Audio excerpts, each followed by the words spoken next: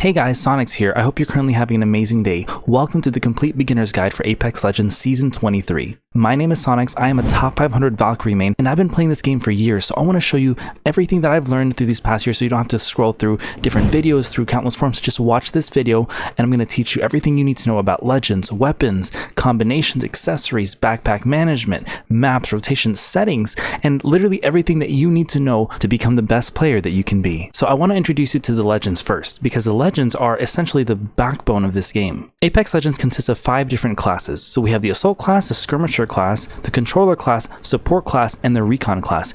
Each of them serve a different role. Each character is unique in their own way. Now the first class I want to talk about is the Assault class. These legends are really great in, utility for their weaponry, and essentially these are Assault legends. So it's exactly what they sound like. They're good with attacking enemies. As you can tell, Assault Legends have 2 different unique abilities. The first is accessing weapon supply bins, and these are marked on the map with this symbol here, and this gives them special access to loot that increases their weaponry. So it gives them attachments that can help their weapon become stronger. Their second unique ability is to carry extra ammo per stack. So compared to other legends, they can only carry a certain amount of ammunition. These legends can carry more ammunition per stack, meaning you don't have to carry as much ammo, so you can fit more things in your backpack. So if you're a beginner and you want to know exactly, what kind of legend you want to try out first, try out Bangalore. Bangalore is fun because she has smoke, and she has an ultimate where she could literally throw it down and it just rains missiles down. So you don't really have to think with her. Same thing with Fuse. Fuse is a grenade expert, so he literally just throws grenades everywhere. Ballistic is great too, because his ultimate can literally just upgrade your whole team. You don't have to really think about it. You get a gold weapon, so it's really strong. So just try out all these legends here in the Assault class. They're all really great. They're all for Assault, so they are really good at just causing damage on the enemy team. I do have a ballistic guide here in the top right if you want to check that out. Moving on to our Skirmisher legends, these are probably the most popular legends in the game. All of these legends here, they're probably the most picked legends. The reason for that is because Skirmisher legends have the ability, in general, what Skirmisher means is that these are mobility legends. These legends can move around the map really quickly. They can transport their team or themselves really quick. So Skirmisher legends have one unique ability. They can see exactly what the care package has inside when it's still in the air landing. No other legend can do that, so they can see whether or not it's worth the risk if they need to go and get that weapon before anybody else does. Now, if you're a beginner and you want to try out any of these Skirmisher legends, I would definitely recommend Octane, because Octane, you don't have to think with him. His tactical, it's just a stim that makes you run faster, and then his ultimate is a launch pad that just makes you fly. So it's not too difficult to think about Octane. Now Revenant's another great option, because Revenant basically has a tactical that can make him launch forward super quickly, and his ultimate is this thing called Forward Shadows, which gives him a huge buff where he gains extra health and shields, where it literally is just he's a mobile tank, guys. He's super strong, probably the strongest character in the game in terms of HP and in terms of mobility. So try Revenant. All these legends are great. Try them out on your own way. They all have their own unique thing about them, so just try them out. See exactly which one fits your playstyle. Now, Recon legends are exactly what they sound like. They are used for intel and tracking for enemies. So these legends have 2 unique abilities. They have the first is accessing survey beacons, which can essentially scan where enemies are the entire map for a short period of time. They can see exactly where enemies, like a UAV pretty much, back like if you played Call of Duty. The second is threat vision. Basically, they can gain threat vision when aiming down their sights. This means when you aim down your sights, you can see enemies highlighted like a red glowing figure, so you can kind of see when it's kind of dark or it's kind of hard to see, it kind of highlights for you where the enemies are at. So it's really cool. Now, if you're just starting out, some of the legends that I would recommend here is definitely Bloodhound. Is a great choice, because Bloodhound, you don't really have to think with him. You pop your tactical and it literally scans 360 degrees around you where the enemies are, and it will tell you how many enemies are around you. Crypto is really hard to use. Save him for last if you want to try. He's a really niche character. Now, Valkyrie is a great character. She was actually originally a Skirmisher legend, but they moved her to Recon because her ability is really great in scanning. With her ultimate, she can scan enemies while flying, but she is probably the most mobile character in this game, because her ultimate can fly farthest compared to anybody here, and she has the ability to actually scan everything as well. She has missiles too, so she's like a mixture of the assault class, skirmisher class, recon class. You know, she has the ability of almost all these different legends. So I would definitely recommend, if you want to learn how to play Valkyrie really well, here's a video on the top right that'll show you exactly everything you need. It's a 4-part series, because I'm a Valkyrie main, I have to vouch for my main. This is the best character of this game right now. She even got buffs recently that made her even stronger, so please check that out. Now, controller legends are a set of legends where these are really good for area setup, control, denial of angles. These can lock down a freaking building, create a fort, pretty much. So these legends have 2 unique abilities. The first is accessing ring consoles, which shows where the next circle is of the map. So you can kind of plan ahead where you want to go with your team, because it'll show exactly where the next ring is. And you can do this every single time the ring closes. The next unique ability is zone overcharge, which means if you are in the safe zone of the ring, you gain an extra 25 shields, meaning that you're 25 HP stronger than the enemy. So it basically means if you have white armor, you're basically at blue. If you're at blue, you're at purple. You're basically always one step ahead. You're going to be much stronger. 25 HP is a lot. So don't underestimate this ability. Zone overcharge is something new that they added just recently. So try this out and makes these characters so much stronger. And some of these characters already, like for example, Caustic has reduced damage. As you can tell, reduce incoming damage reduced by 15%. And you have zone overcharge gain an extra 25 HP. So he's a freaking tank, you know. And so Caustic is a really great character that you want to, if you want to try out you know, controller legend. He's a really great character as a beginner. The reason why I say Caustic is because he basically just has gas. He can throw gas tanks and the enemies will get affected, and he has a freaking gas grenade, and that will, you know, damage all the enemies, and he does not get damaged from that, as you can tell, because he's wearing a mask. Catalyst is another great option here, because Catalyst has, you know, her spikes where enemies, if they step on it, then they get damaged, and then she has a wall which basically can help her team run across through open ground. So Catalyst is a great option. If you want to learn how to play Catalyst, here's a video at the top right exactly showing you how to master her in the battlefield. Now, last but not least, support legends. These legends are exactly what they sound like. They are for supporting your team and yourself as well. So these legends are really strong because they are essentially what keeps your team alive. Now, the reason why I save these for last is because support legends this season got a huge buff, a huge buff. As you can tell, skirmisher legends have 1 ability. Assault legends have 2. Everybody has 2 abilities except skirmisher legends, sorry. Support legends have 3 unique abilities. In the previous seasons, they used to be the weakest legends. But I argue this season, these are probably the strongest tier of legends because they have 3 unique abilities, which the first unique ability is accessing extended supply bins that's marked with this symbol on the map.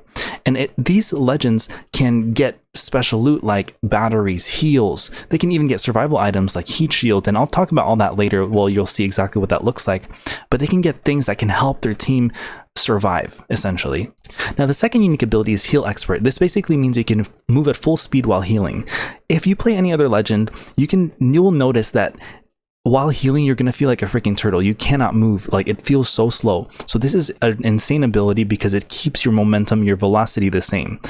Small heals also do double now. So if you pop 1 cell, you'll pop basically 2. If you pop a syringe, you'll basically pop not a medkit, but like half a medkit, like half your HP is now fully healed. Now, this is really awesome because it means you don't have to carry as much heals as you need to, and you can conserve your backpack for more useful things like ammo or grenades. Now, the third unique ability is Revives Expert. Now, these legends basically revive much faster, and they get HP when they get knocked. So let's say you get knocked, or your teammate gets knocked, and you revive them, or you get revived, you're gonna get HP without having to heal. So you just need to worry about popping your shields. So this is insane because that means like you are already having like a Phoenix kit every time a revive occurs. Also, banner crafting and ally death boxes spawn mobile respawn beacons. Now, this means if your teammate actually does die and you get their banner, you will get a mobile respawn beacon right away. So you don't even need to go search for one because that means you could spawn your teammate right there and then and get them back into the fight much faster than any other legend you can in this game. So as you can tell, support legends took a huge turn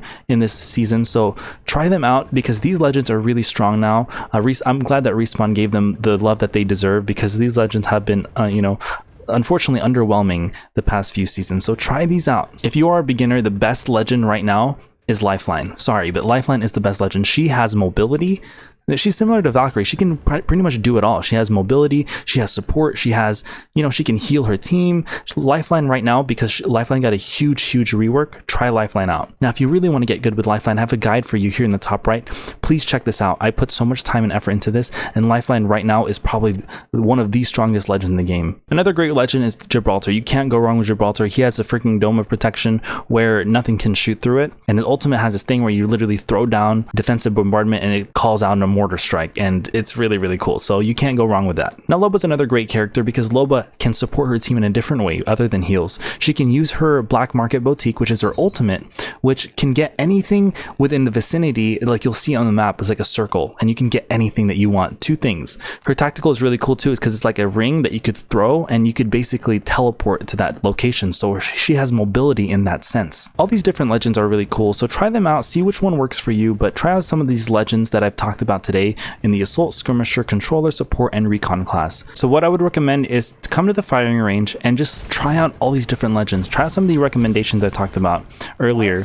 Look, Bloodhound has that 360-degree scan. It tells how many hostiles. It's literally 360 degrees. You have Valkyrie, which she can fly. I mean, she's the only legend that can really fly. So, I mean, look at this. This is actually insane. Look how much height I got from that. So try out the different legends here because they're all really cool in their own unique way. Like I said, Octane, he's just mindless. You could do whatever you want. Look how fast you can run with him. You have a jump pad here that can transport you literally across the whole map. So, you can't go wrong with anyone here. If you want to try it, Rampart is probably the strongest DPS character in the game because she could eliminate so many people with this Sheila alone. Look at this, is a freaking minigun. I mean, this thing is the strongest weapon in the freaking game. Like I said, Loba can use this and grab everything in this vicinity. She can grab literally anything you want. Like I said, Lifeline is probably the coolest legend in the game because this thing blocks bullets. This thing heals you and your team. It follows you around and it heals your team. She can freaking glide. I mean, now we're going to go over all the different weapons in this game. There's a lot of different weapons, so stick around and see exactly which one you think will fit your playstyle. Now, starting off from left to right, we have the sniper rifles here. These sniper rifles here, they're going to have 3 different snipers as well as a pistol, and I'm going to show you exactly why this is here. The Sentinel is our standard bolt action sniper rifle, and this weapon, you cannot go wrong with this. This does 70 to the body, and it's a standard bolt action. I mean, you literally to the head, it's 105. So this weapon in itself is pretty strong. You just have to make sure you hit your shots because of the rate of fire. It's a little bit slower than other sniper rifles. The thing that I would say about the Sentinel that makes it a little bit stronger than any sniper rifle is that you can get these things called shield cells, and you could press, I'm gonna press my left button here, and it charges these bullets. And it makes it much stronger whenever it hits the opponent. Look at that. Look, a body shot is now 88, and it makes this cool sound where it's like charged up. You see that? And you only really need 1 cell for it to do that much damage. So eventually it's gonna run out, and then you're gonna have to put another cell in. But this weapon is really strong, and it's aesthetic too. Look at the way this looks, this Sentinel. So Sentinel bolt action, you can't go wrong with this one. Now the next weapon here is a charge rifle. This weapon is probably one of the weakest weapons in the game. I would not really recommend running this unless you have no other choice. It's better than using your fist. I mean, you know what, using your fist might be better because this weapon requires you to charge and then you have to hit the target. See that? With a Sentinel, you can just hit the target right away, but with this you have to charge it, and it doesn't really do that much damage. You don't really have much in the mag either. So there's really nothing going for this. This is just go ahead and pick something else. If you have the charge rifle, use it as a placeholder to pick something else up. The longbow is different. And the longbow is different from the Sentinel because this one isn't a bolt action. This one is just straight semi-automatic sniper rifle without having to use the bolt feature. See that? So it does a little bit less damage, of course, because you're trading it for the fire rate. You have a higher fire rate here. So this one's really cool because you can hit more shots here on your opponent much more consistently, and it does a little bit more damage. For some reason, for me, I still personally like using the Sentinel because I like to line up my shots before hitting them, and I do more damage each time. With the longbow, you have to kind of sit here and just start spamming because it does, have an increased fire rate compared to the Sentinel. So both snipers have their own right. I still like the Sentinel more, but try out both. See which one fits your playstyle a little bit better. Now the Wingman is the last technical sniper rifle here, and this Wingman is essentially in the sniper class because it does pretty close to sniper damage, but it's not really a sniper. You can't really put a sniper scope on this thing, but it does pretty significant damage. They also want to limit the amount of ammunition that this can carry. That's why they put it here, because you don't want to be carrying, you know, full of stacks of this, because it's not fair. This is that strong of a weapon. They had to kind of, you know, nerf it in a way, because this weapon is freaking strong. In the right hands, this can 1v3 any team. So the Wingman is your standard Desert Eagle in Call of Duty, if that's comparable. Now with the Wingman, I would recommend using a scope on this thing. So a 1x here, you'll see it right here. A 1x scope helps free up the clutter. So overall, the Wingman is a great weapon because if you hit your shots, this weapon is one of the strongest weapons. If you don't hit your shots, then you're kind of screwed. So it's a high risk, high reward kind of weapon. But if you master this weapon, you will dominate every single fight that you get into. It doesn't matter the range, because this weapon can actually do pretty mid-range distance. And if you need to, you can go close range as well. So practice this weapon because it's kind of like a jack of all trades kind of weapon. Now I do want to talk about some of the attachments that you can put on this weapon, so that way your weapon can become really strong. As you can tell, there's different colors of attachments. Starting off with a gray, they're not really that great. They're gonna affect your weapon very minimally. The blue ones, okay, you can start to feel the effects of your weapon becoming stronger. The purple ones are one of the best.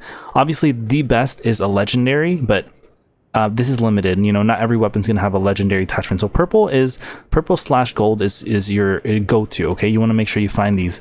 Now a stock, when you put this on your weapon, this decreases the aim drift, meaning that if I have my scope on, I'm gonna aim at this.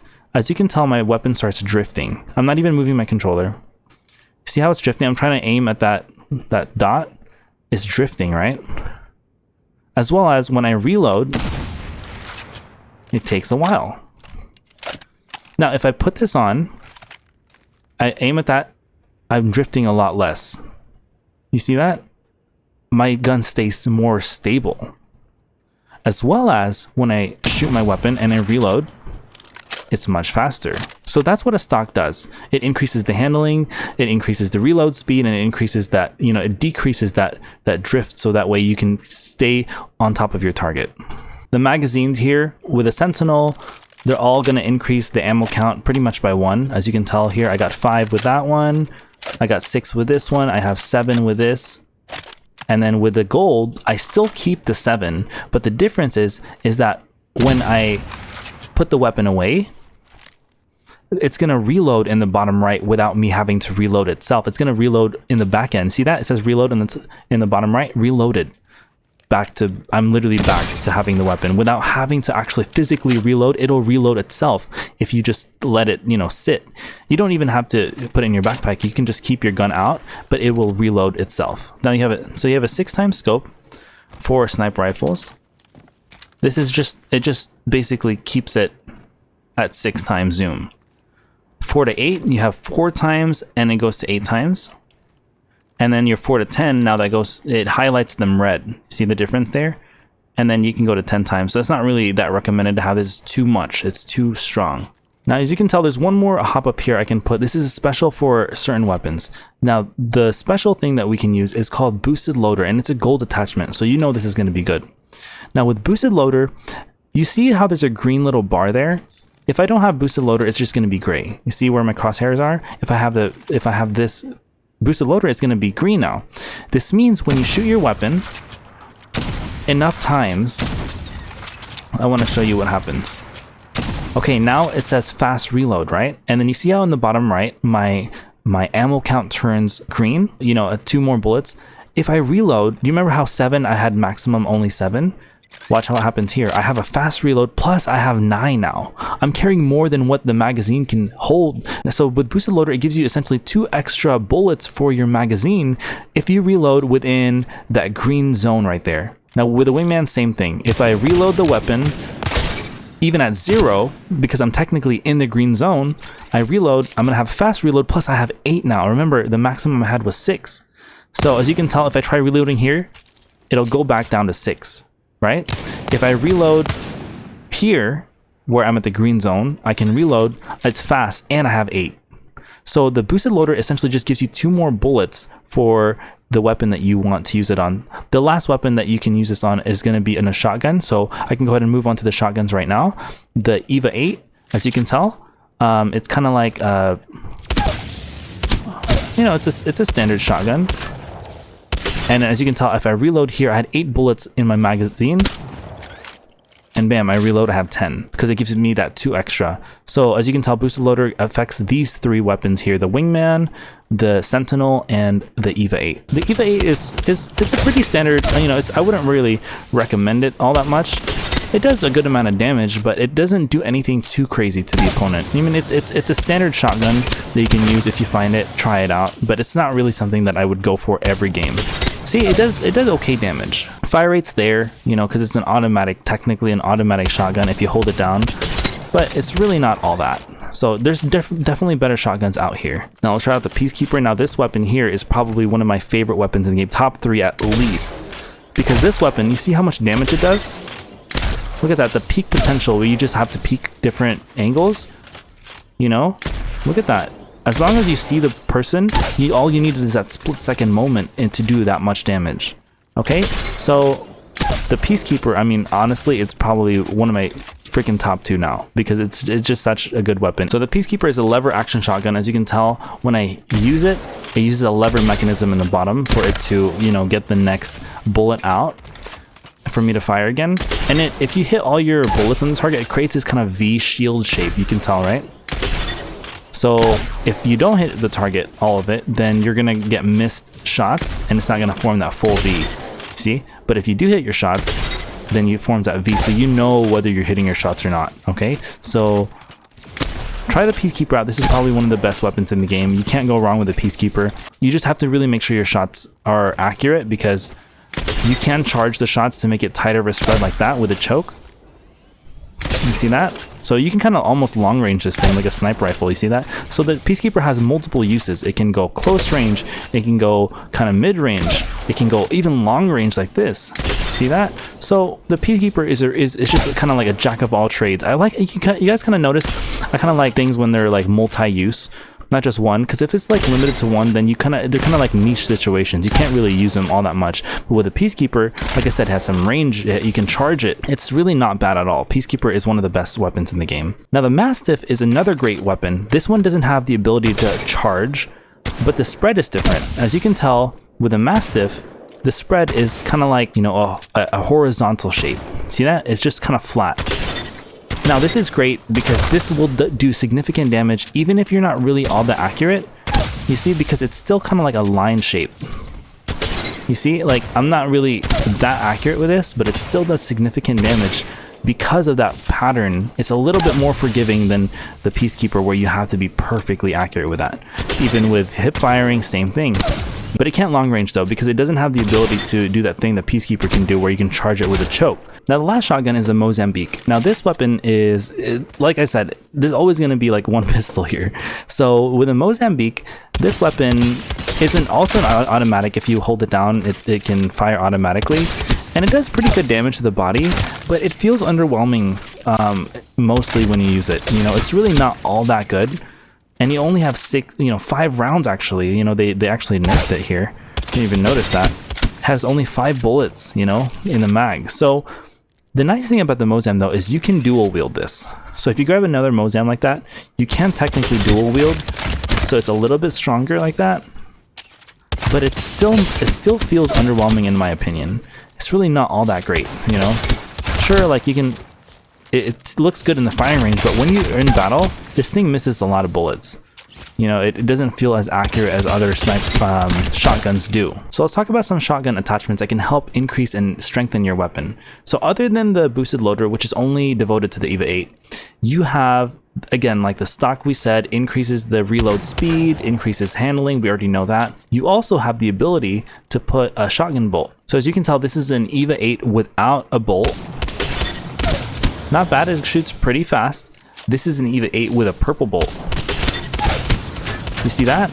It's so much faster. You'll feel the effects really on like the Mozambique without the bolt. Okay, Okay, not bad, not bad. You know, pretty mediocre fire rate. Look at this with the purple bolt. I mean, this thing kind of shreds now. See, once you start to have bolt like this, oh, you'll feel it. Obviously, you can put this also on the Peacekeeper and the Massive. See? And I take it out. A little bit slower. You don't really feel the difference with these two weapons all that much. You can feel it really in these two when you put the shotgun bolt. But put the shotgun bolt anyway, because anything helps whenever you have a higher fire rate with a shotgun. As you can tell, there's an empty slot for the Mozambique that I want to talk about specifically. Now, you can have the option to put Hammerpoint rounds, which essentially does more damage to a person's body after that their shields have been depleted, just their regular base HP. So let's damage this guy. So now he has regular base HP. As you can tell, it changes the bullets too. They become red. Without the Hammerpoint rounds, they're just a normal color. See that? With the Hammerpoint rounds, they're a little bit more spicy, you know? So when we shoot this guy without Hammerpoint rounds, watch. 45, right? Now we shoot him with the Hammerpoint rounds. It does increased unshielded damage. 54. 54, 54, 36, because it just finished the remaining health. So it shreds people much faster as soon as you break their health. Yeah, so this is a really great weapon because the Hammerpoint just basically increases unshielded damage. So this Hammerpoint rounds can be placed on the Mozambique. It can also be placed on this pistol called the P2020, and it also can be placed on this RE45 as well. So moving on to our light weapons, these weapons are essentially the standard issue, you know, most common weapons that you'll really find in the game. So our P20 is our literally standard issue pistol, you know, single fire. This is probably the weakest weapon in the game. There's really nothing that is solid about this. You can, like I said, put the Hammerpoint rounds like we talked about earlier, and then it does a little bit more unshielded damage, but it's still underwhelming. You can also akimbo this as well, where you can cap 2, and you can rock this. And it becomes a little bit stronger, but I mean it doesn't feel that great. There's so many other weapons out there that I would recommend running other than this, but if you have the choice, try this out. The fire rate does go really fast if you have the, you know, dual wield option, and it just looks like it does a lot of damage. But these players are standing still. Once you start finding people and they're moving around, it starts to get really hard to use this weapon, at least for me. So the P2020 is there if you want. The RE45, now that's the upgraded version, I would say, for a weapon you want to use Hammerpoint rounds on, because with this weapon it's a little bit more steady, and you can actually start to fry people with this because it has, you know, the Hammerpoint option.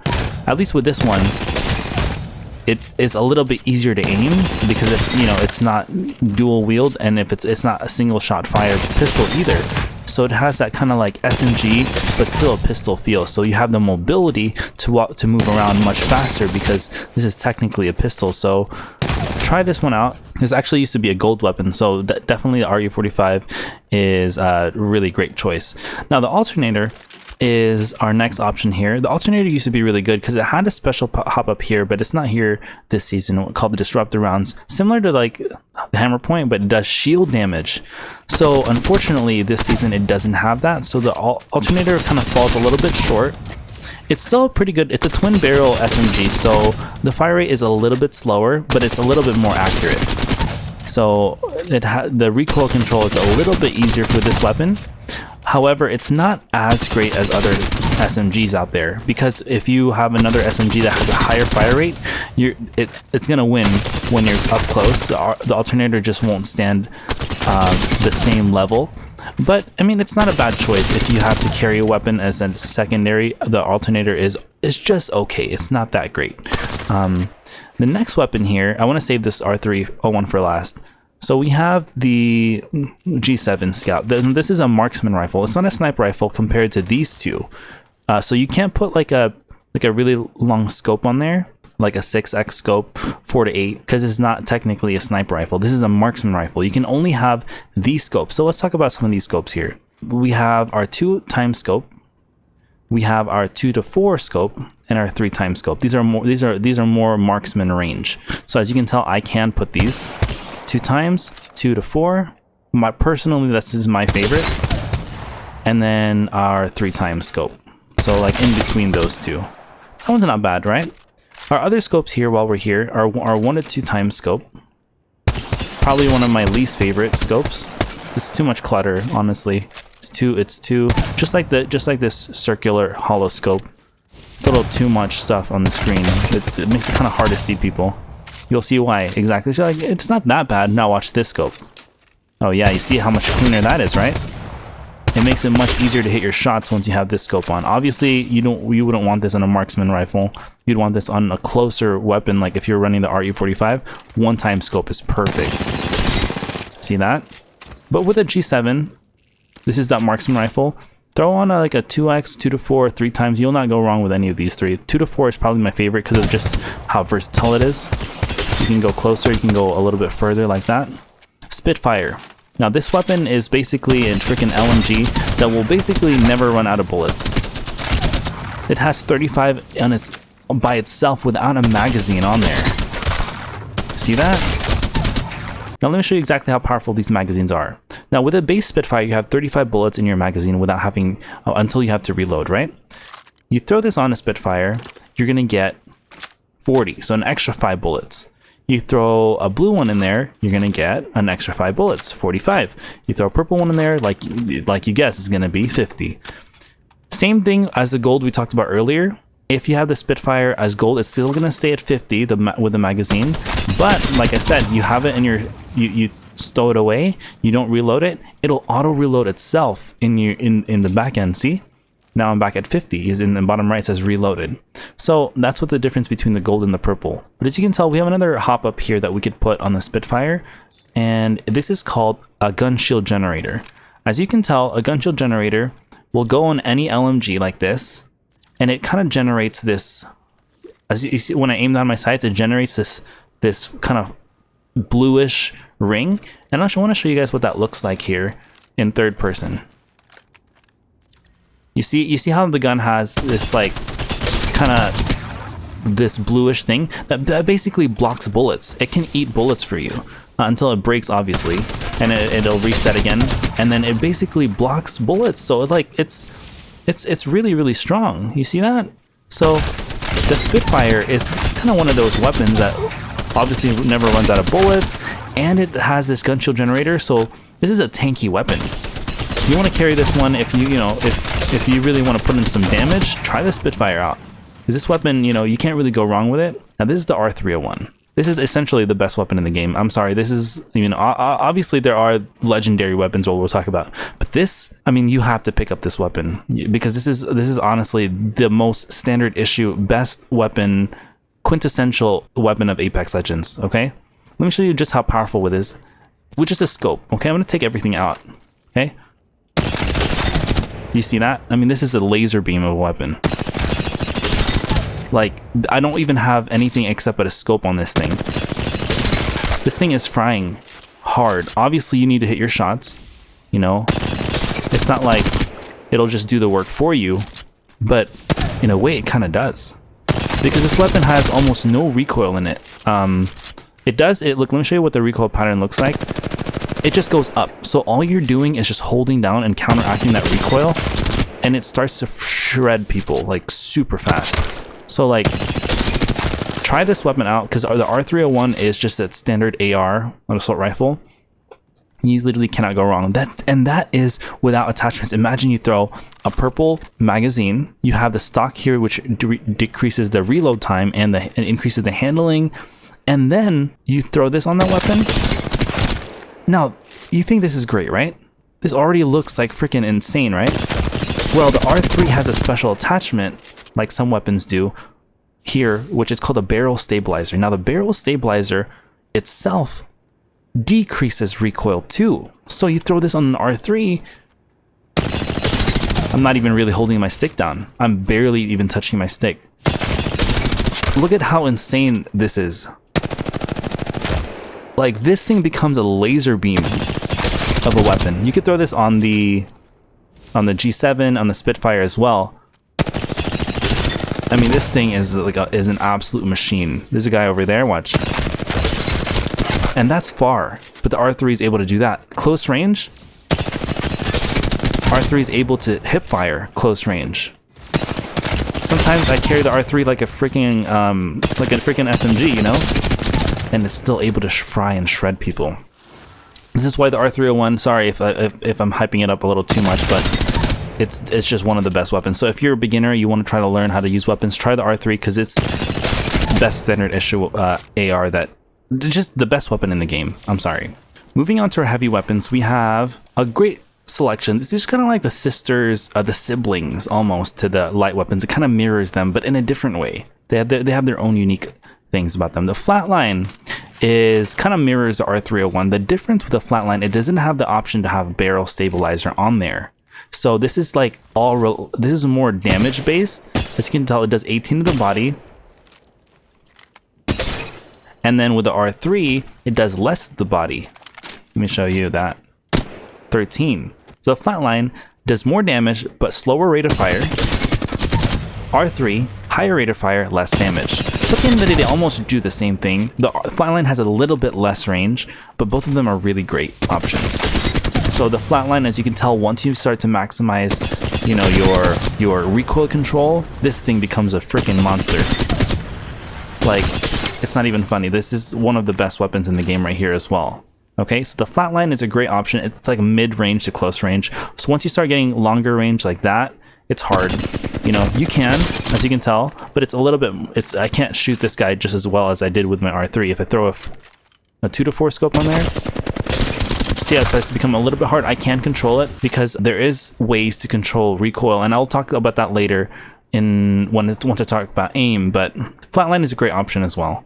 Now the Hemlock is another assault rifle, but this one is a burst rifle. So this is the first time I want to show you exactly what that looks like. It's a 3-round burst.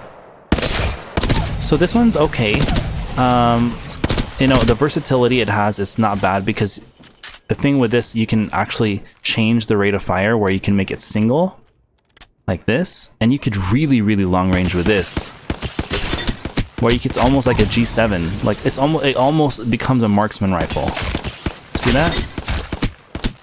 It's not bad, you know. A lot of people use it in that regard. You can, and then now if you get a little bit mid-range, you can burst it. For me, I don't really use it that well. On paper, it's good, but for me, I've never really, you know, bonded with a weapon all that well. Maybe it might be for you. Try it out, see how it feels for you. But for some reason, burst weapons for me don't really do that well. I mean, maybe it might be different for you, like I said, but that's the Hemlock for you. It's a burst AR. So the Prowler is another burst weapon, but this one is an SMG. So it's a 5-round burst SMG.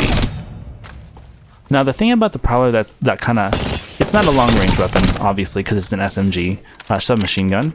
But the thing that shines about the Prowler is its hip fire potential. Let's just find a random weapon. Let's go with our old G7 here. As you can tell, the hip fire for this it's okay. It's you know, it's there. As long as you have your target, you know, but while you're moving, look at that. Oh my gosh, it gets even harder to hit. So the you know, any other weapon's hip fire is okay, but it's really not that good. See how I'm missing a lot of my shots with the Prowler though. The hip fire. Look at the difference between the crosshairs here. Look at you see how my hip fire looks here. Now I get the Prowler, becomes so much more narrow, and you're able to hip fire with this weapon. It becomes a hip firing machine, even when moving around. So the Prowler shines in that regard, where you can hip fire really well with this, and then, you know, when you're up close to someone, just hip fire, and you don't even need to aim down your sights. You can if you want to get a little bit more accurate, but this thing is an absolute machine when you have a hip fire. But I do want to talk about an attachment here called the laser sight. I haven't done that yet. Now the laser sight does something a little similar to the barrel stabilizer, where it decreases, well, it makes your gun a little bit more accurate because it decreases the recoil. But instead of putting that on this weapon, this one increases the hip fire. So I'm gonna show you what I'm doing. Look at the crosshairs when I grab the laser sights. It's getting smaller. Look at this. See that? See the difference between having no laser sight and having a purple one? Watch. It makes the hip fire even more accurate. And you're basically running around with a freaking laser beam. Maybe that's why they call it laser sight, right? Because this gun becomes a menace. Okay, you can put the laser sight on a few different weapons here, mostly SMGs and pistols. As you can tell, if I grab like the RE45 again, it makes, look at the difference here. I have it with no laser sight, and then you see how much more it lowers the hipfire spread. So not a bad choice at all. So try the Prowler out. The Prowler's a great weapon here. Now the next weapon is a 30-30. This weapon here is kind of mirrors a little bit of the G7, where it's a marksman rifle. So let's put a scope on there. Let's put 3x. Now this weapon is different because it has to charge up. So with a G7, this weapon doesn't really require a charge up, and it just does base damage, 33 to the body. Okay, so it does that base damage. With the 30-30, if you just shoot it right away, it does 39 damage. You see that? So you'd think the 30-30 is stronger, right? Not really, because to maximize the amount of damage, you have to let it charge. You see that little blue on the scope? It kind of goes up. Now it does 53 damage. So the rate of fire is much slower on this. Let me show you the difference between the G7. So the G7 can shred because it doesn't need that charge up thing. And with this, you have to let it kind of, you have to kind of just keep firing it even though it's still not charged. Or if you really want, you could let it charge, shoot, let it charge, shoot, let it charge, shoot. By the time that it's done, you know, the enemy might have ran away already. So it's comparable to the G7. It's not as good in my opinion. I would definitely go over the G7 over the 30-30 any day, especially since the 30-30 doesn't have the attachment that it used to have called Skull Piercer, which does increase headshot damage. So it doesn't even have that anymore. So the 30-30 is okay. It's another marksman rifle. If you don't want to try the G7, try this one out. The next weapon is a Rampage. This weapon is kind of like, you know, the Spitfire. It's another LMG, and the rate of fire of this weapon is what holds it back. It doesn't have any recoil at all. That's the nice thing about this. But look how slow the rate of fire is. You see that? It's pretty dang slow, okay? But why would they put this weapon in this game if it's that slow? Well, it doesn't have to be this slow. You do have to carry a special thing called a thermite, which is a grenade that you could put on your weapon called the thermite grenade. You could use this as a regular grenade where you could throw it on the ground. But for this weapon, you can actually use it and attach it to the weapon. It's kind of like the Sentinel with a shield cell earlier, where it upgrades the weapon to become much stronger. As you can tell, it says revved up now, and the gun kind of changes. You see how like I have like the gun kind of it has that burning effect. That's how you know that the thermite is inside the weapon. And then you'll see it right there. See how there's a thermite grenade? So with this, it increases the fire rate exponentially. So this is what it looks like now. You see how strong that is? This revved up can even break doors, okay? Most guns aren't able to break doors. Actually, there's no gun that can really break doors. With a revved up Rampage, yeah, someone's gonna hide behind that door and they're freaking dead, okay? Look at that. So this without a thermite, it's like an F tier weapon. With the thermite, straight at A tier, even S tier if you use it correctly. Because this can shred absolutely anybody, but without, oh, good luck. You have another marksman rifle on your hands, okay? Now, the car is our first real SMG that we're going to talk about here. The alternator technically, but this is the first real SMG that is groundbreaking, because this weapon, look how fast it actually fries people. Sure, we had the Prowler earlier, and you know, but kind of like a niche weapon if you get good at hip firing. This is a standard all around. You can't go wrong with the car. The car is absolutely one of the best SMGs in the game right now. And the reason for this is not just because it does significant damage on the opponent if you shoot the car, but it has the ability to change to a different ammo type. So, of course, this runs heavy rounds, you know, the green, but this can also run light if you switch it like this. So it can run both ammo types. So you won't really run out. Not only that, but it can run a heavy mag like this. So let's say we run a purple. So we go from 19 bullets to 27. And let's say you don't find a heavy round. You can find a light mag. And then you can still use it on the car. So this weapon essentially houses both schools, so you're not limited. So the car is essentially a powerhouse because you are not, limited into just one heavy ammo type or heavy attachment. You can run both.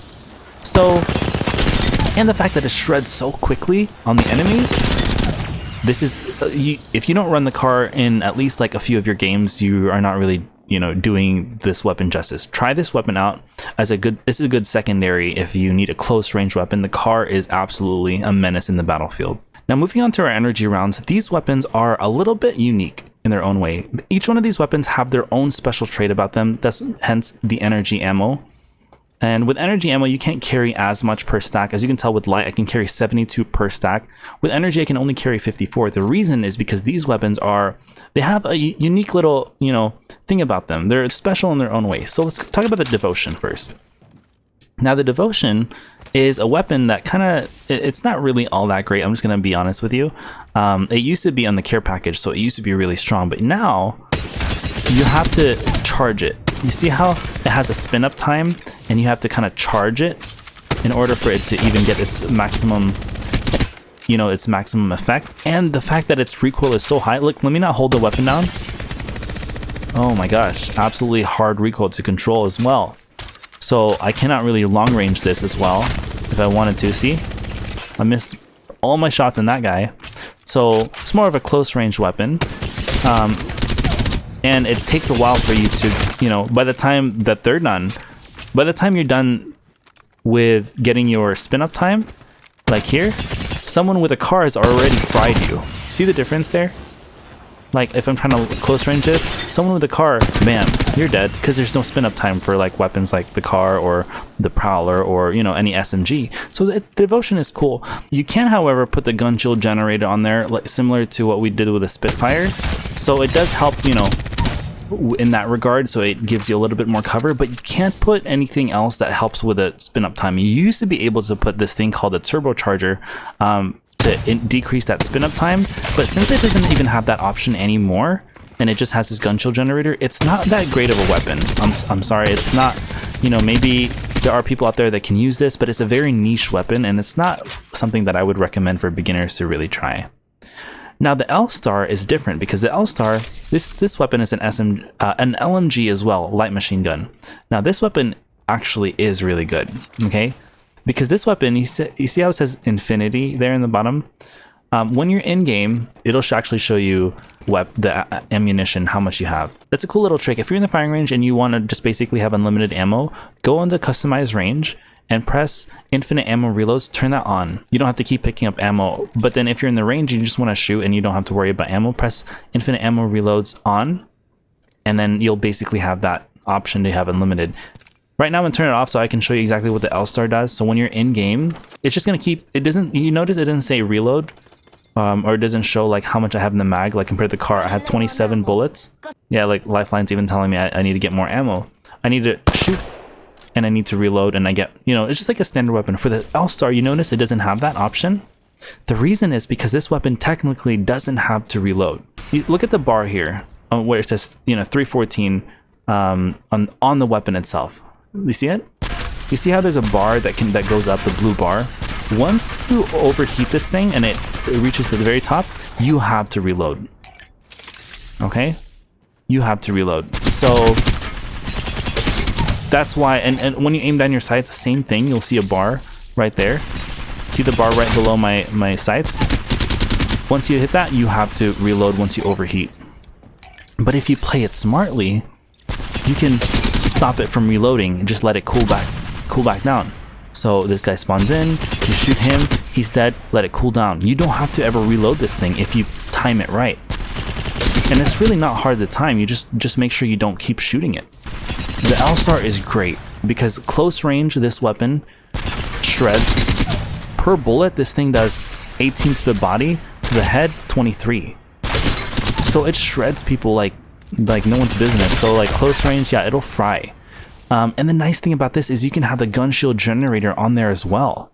So L-Star any day over the devotion. So try the L-Star out. It basically is a weapon that you're gonna want to maximize. Now we also have magazines as well, but at the same time, you're wondering, like, what's the point of having a magazine and a weapon that you don't have to technically reload, right?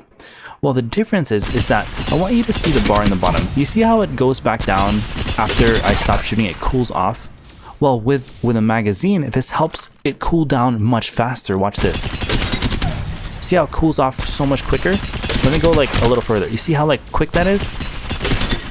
Cool off. Cool off. It cools off much faster. And in a way, it feels like the weapon doesn't have to reload at all because I don't have to wait here 10 seconds for it to cool off. Bam, I stop shooting, it's already done. It's already cooled off. Stop shooting, it's already cooled off. Stop shooting, it's already cooled off. See that? So it makes the weapon so much stronger. Now our next weapon is a triple take. Now this weapon is really cool because it's kind of like a sniper, but it also can serve as a shotgun itself. Because it has this thing like the Peacekeeper from earlier. Let me grab a Peacekeeper and show you exactly what I'm talking about. Where it has a thing called a choke, where if you hold down the weapon, like you aim down their sight, it tightens the spread of the weapon. If you don't, it doesn't tighten the weapon. You know, it doesn't tighten the spread. But if you do, it makes the pellets much more, you know, centered at that location. That's why you're able to kind of long range this. You see that? Now with a triple take, same thing, but this is obviously now a marksman rifle. You see you see how the choke gets tighter? If I don't, I can just hip fire it. It becomes kind of like a shotgun, you know? So a lot of the times people use this as a shotgun, and they can also use this as a sniper. Where do you see that kind of versatility? So the triple take is good in that regard because it has this ability to kind of play both roles. Obviously it's meant more for, you know, mid to far range warfare, but if you want, you can use this as a shotgun. If you know, you don't have to use this as a sniper rifle all the time. You can use this up close. Not gonna be as good as if you have a Peacekeeper, obviously, because this is made for close range, but it has that versatility option. Our next weapon is the Volt. Now this weapon is one of the best SMGs in the game, honestly. Without any attachments, this weapon shreds. It doesn't really have recoil. The rate of fire is perfect. It's literally just right. It has a good amount of ammunition per stack. There's really no drawbacks to it. I can't think of any drawbacks, obviously, other than the fact that it's an energy weapon, so you can't carry as much ammo.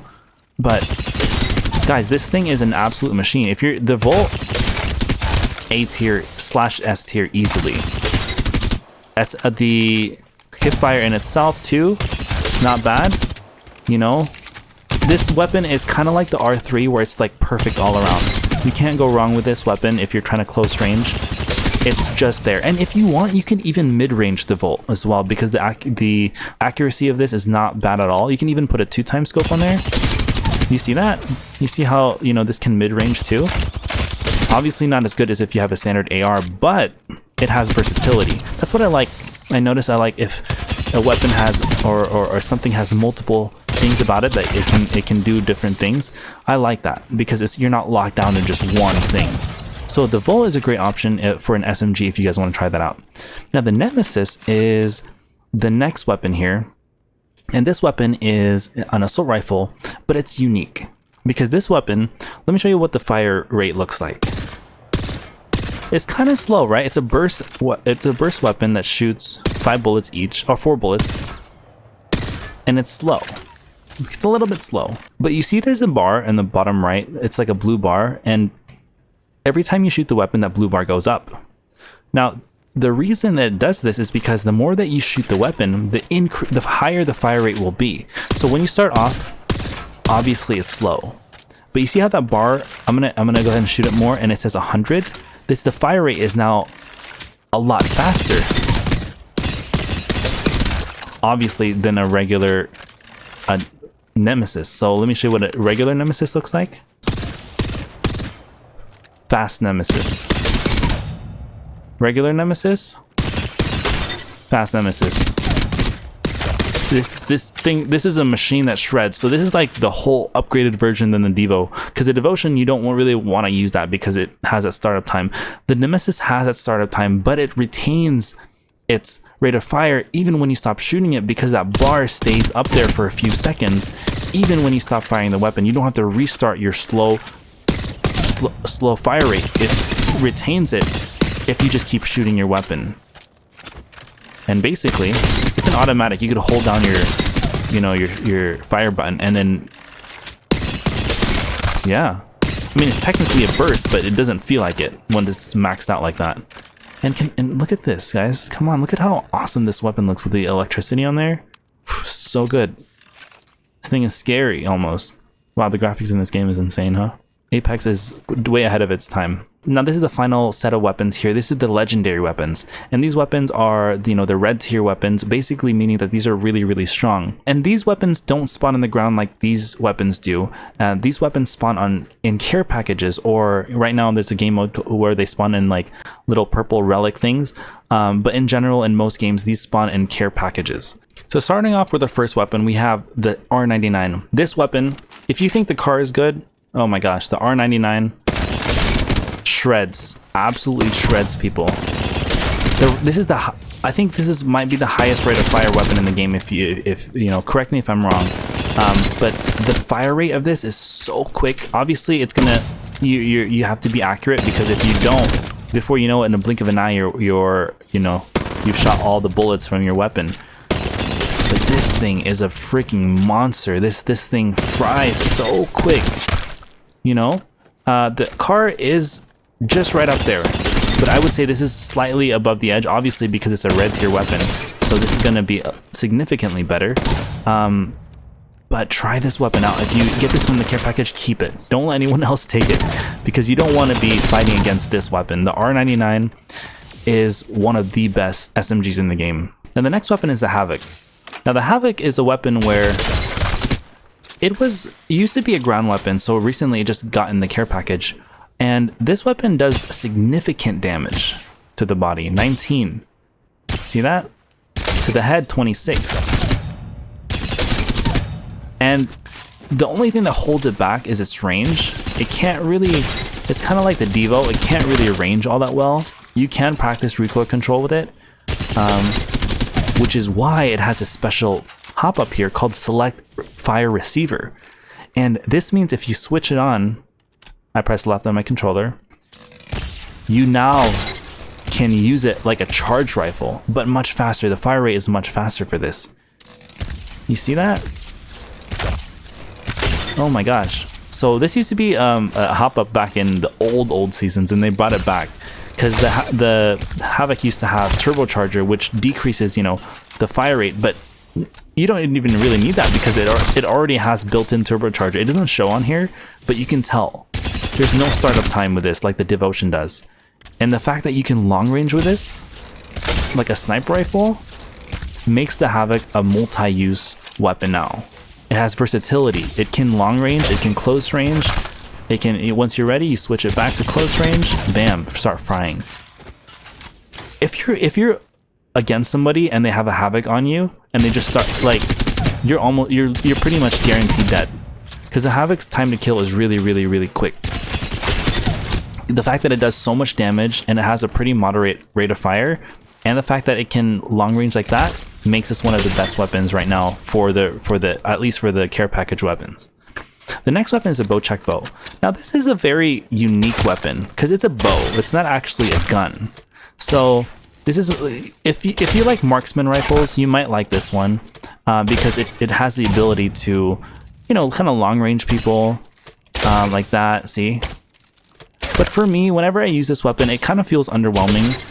You know, it can long range. I'd rather use a sniper rifle or a marksman rifle because this eventually will run out of ammo. You know, when you are in game, you only get about 60 of this.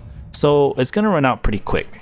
And if you miss a lot of your shots and you're trying to line up your shots, you know, you might run out of bullets or your arrows much faster. So it's just a bow and arrow. I mean, you know, what else can you ask for? It's okay, it's not bad. Now I do want to talk about something specific here with the Sentinel and the bowcheck bow before we move forward. Now there is something called the dead eyes tempo. As you can tell here with my weapon, there's like this gray thing. Like you see underneath my crosshairs, there's like this gray smiley. It's like a chin with like a little bit of facial hair, right? You see that? Same thing with a bowcheck bow. You know, kind of looks like another facial hair, like a mustache, right? they have this thing called Deadeye's Tempo here. It's you won't see it here. It's kind of hidden.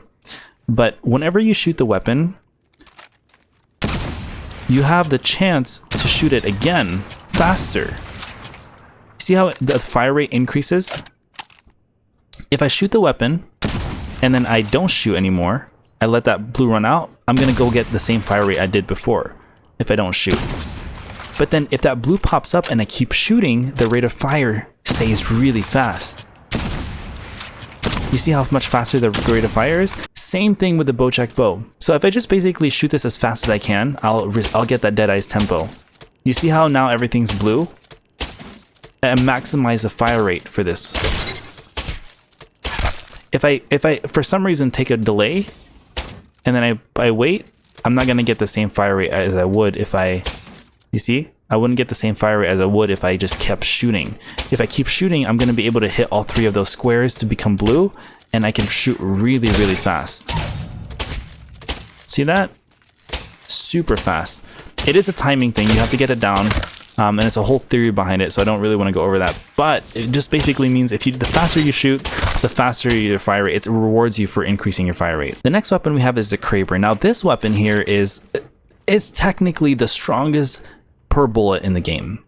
Body shot 140, headshot 210, or 189 sometimes. It depends on the helmet that they're wearing. But this thing is a one-shot. You don't want to be peeking somebody if you know that they have a Kraber, because this weapon is so strong that if there's somebody in the map with a Kraber, everyone like doesn't want to peek. You know, if we're calming, me and my teammates, we go, okay, somebody has a Kraber. Okay, everybody watch out. You know, it's a one-tap potential. This can change the actual game, because now if you knock somebody, it's a 2v3. You can go in with your team, bam, eliminate that team, because they're at a disadvantage. The Kraber is good. It is a unique weapon, so you want to have somebody on your team that is good with sniper rifles. Like if they're already running a Sentinel, for example, then have them run the Kraber, because the Sentinel is good, but the Kraber is better. So, you know, if you have a designated sniper on your team, just let them pick up the Kraber. If you're the designated sniper, run the Kraber yourself, because this thing is a menace. It is slow, really slow rate of fire, but high risk, high reward. Now the throwing knife, yeah, this weapon it doesn't exist in the regular Apex game mode. It's kind of like limited time game modes. You know, it's not really that. So don't even worry. It's cool looking though. You know, it's a cool looking little weapon, but it's kind of like limited, like I said. EPG. Now this weapon here. Oh my gosh, this weapon is so cool. This is a rocket launcher that does 105 to the body. And it also can do damage directly on its feet because it has splash damage. See that? So this weapon, I mean, there's 0 words, guys. This weapon is so strong that I can't even explain. You can even use this to move around the map. Look at this. Look at, I mean, is that even fair? Let me show you exactly how far I can actually get with this thing. Watch this, watch this. Look at that. Look at, guys, this is not even fair. Look at this, okay? Watch this. I'm literally flying across a whole map. And I could pop this too with Lifeline. You see why, like how strong this thing? Another one. Oh my gosh. This thing is an absolute menace. And then I land, I can do it again. Yeah, and it does damage on you, obviously, because it's that strong of a weapon. But guys, this is 0 words for this. And if you're Lifeline, you could pop your drone, and it follows you around while you are. Look at that! Oh my gosh, how is this even fair? How is this even fair right now? Sorry, I'm having a little too much fun with this. You thought that was cool? Watch this. I literally launched that like a freaking cannonball. You could literally launch this across the map with this grenade launcher. There's so many different things you could do with this EPG. So if you find this in game, the amount of things that you could do with this is like with Valkyrie, for example. Since Valkyrie can fly already, I'm gaining so much height with this. Like, it's not even fair. And that's not enough, so watch this. And then bam. I mean, look at that. This thing is insane. So I did make a whole complete movement guide just for the EPG on different legends, how to maximize it for literally every single one. There's some that aren't really that useful for, but like 80% of the legends can use it for their own cool ability. So check that out. It's in the top right if you want to, you know, how to maximize this new rocket launcher, and I think you'd enjoy that video. Now in Apex Legends, there are 3 different types of grenades. The first is the arc star, the second is a frag grenade, and the third is a thermite grenade.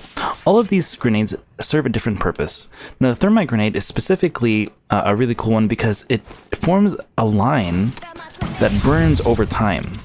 As you can tell, this grenade, if you stay in it for a long time, you get damaged pretty quickly, and if you leave, you still get damaged. So this thermite is a really, you know, deadly one because it's something that you want to avoid if you're fighting somebody. Do not step on that thermite at all. Now the first use of this is that if you have an angle like this, like let's just say that these are, you know, buildings, right? And you have like a door, like a double door, right? You could throw this to kind of deny the angle from getting pushed, and then you can back up if you need to heal, or if you're getting chased, or if you really want, this enemy is going to be forced to go this direction, and guess what? You'll be ready with your gun, and you're going to be ready to fry him. So that's the very first use of the thermite. The second use of the thermite, like I said, is for that rampage. Now the third use for this thermite grenade is to actually use it, like I said, when it burns enemies. It's really cool because you'll actually see the damage behind walls. You see how it's damaging that player? So if they're running away, it's like a live tracker of where their direction is. So it kind of is like a way to know where all your enemies are at all times. Even if they're smoke, even if they're behind cover, you'll see the damage numbers behind walls. So you can use that to kind of know where all your enemies are at. So that's the use of the thermite grenade. Now the frag grenade is a standard frag grenade that you see in almost every game, especially every shooter game. You throw it down and it literally does explosive damage. So it does 100 damage per you know, if the enemies are directly on it. If there's no shields, it still does 100 damage. It doesn't matter but they have to be directly on it. But if the enemy is a little bit further from it, like this, it's going to do a little bit less, as you can tell there. The difference with a frag grenade compared to these 3 grenades is that a frag grenade can actually launch your character really far. Watch this. You see that? So frag grenades have not just explosive damage, but it can actually launch characters in a different direction. See, as you can tell there, I went super far. But frag grenades are the only grenades that can do something cool like this. Now, if you are behind a door and someone's playing that door, obviously the first thing you're going to do is you're going to want to kick it down, right? Like this. Right? But someone's going to be behind this door, so kicking it down isn't, you know, it's risky because once you kick that down, your gun is out. It's not out, and then this guy's going to be able to fry you. Now, let me show you a really cool trick. If you are playing doors with somebody and someone's blocking that door and you don't, you know, they don't know what to do, there's a little notch here in the very bottom, as you can tell, that can actually go inside of that little inside. The only way you can do this is that if you see how there's like a little circular thing that guides you where your grenade's going to be. This has to disappear. Once you know that disappears, like that, you're inside. And then, bam, the guy here is not going to expect that. He's going to have to back up. Now you're ready to open the door and fry him. Now you can do this with any of your 3 grenades, but specifically for the frag grenade, you can do this thing called sky nading. Now sky nading is a strategy where you can throw your grenade, well, you could throw your grenade up in the sky like this, at a direction where you know where the enemies are going to be at, and once it lands, it literally explodes. So there's no time for people to react to it. Now, skynading has something to do with experience. You're not going to be able to really get it on the first try. Getting the feel of how to skynade correctly is something that you're going to have to just learn how to do with playing more. See, as you can tell there, I was able to kind of angle knowing where that's going to land. Like this guy, okay, maybe he's a little bit further. I have to angle a little bit more forward like that. I don't even know it's going to hit him. See, you know, it's something that you're gonna have to experiment with. If you know you're gonna get pushed, you can skynade like this, and then you could run away like that. That wasn't my thermite. See?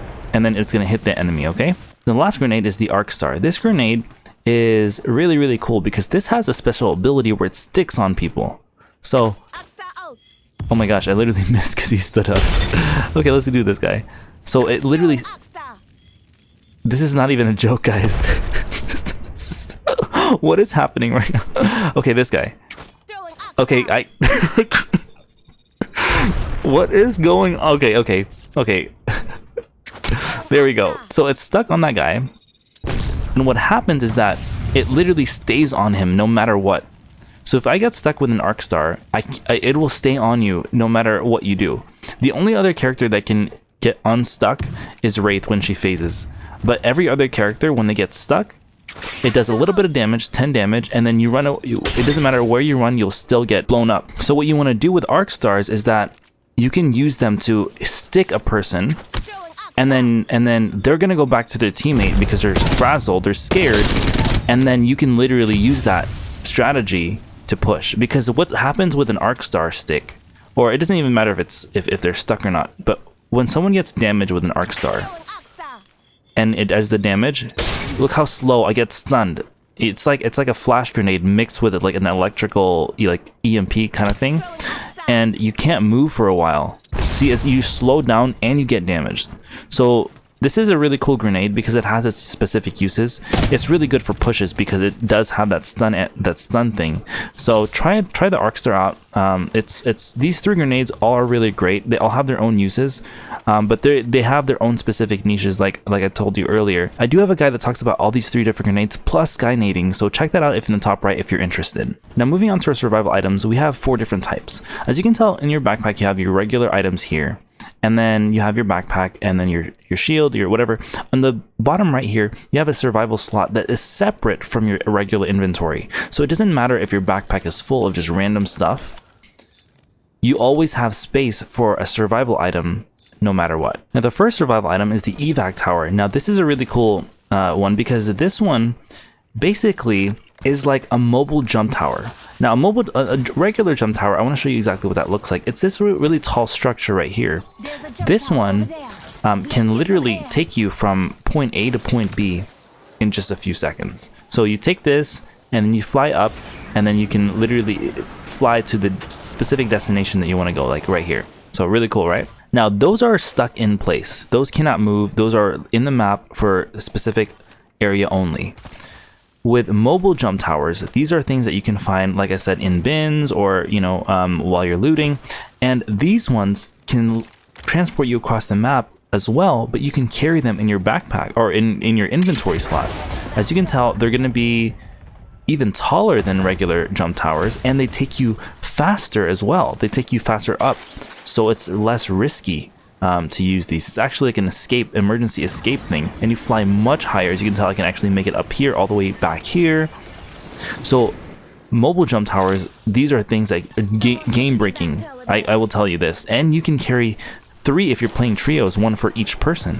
So this is really, really cool. So try these out because these can transport you and your team much faster. So if you're playing legends like a soul, or even support legends, or legends that don't really have movement, it's advisable to carry at least 1 in your team, so that way you can rotate yourself much easier throughout the map. Now the next survival item is the ultimate accelerant. These items have the ability to recharge your ult faster than just waiting.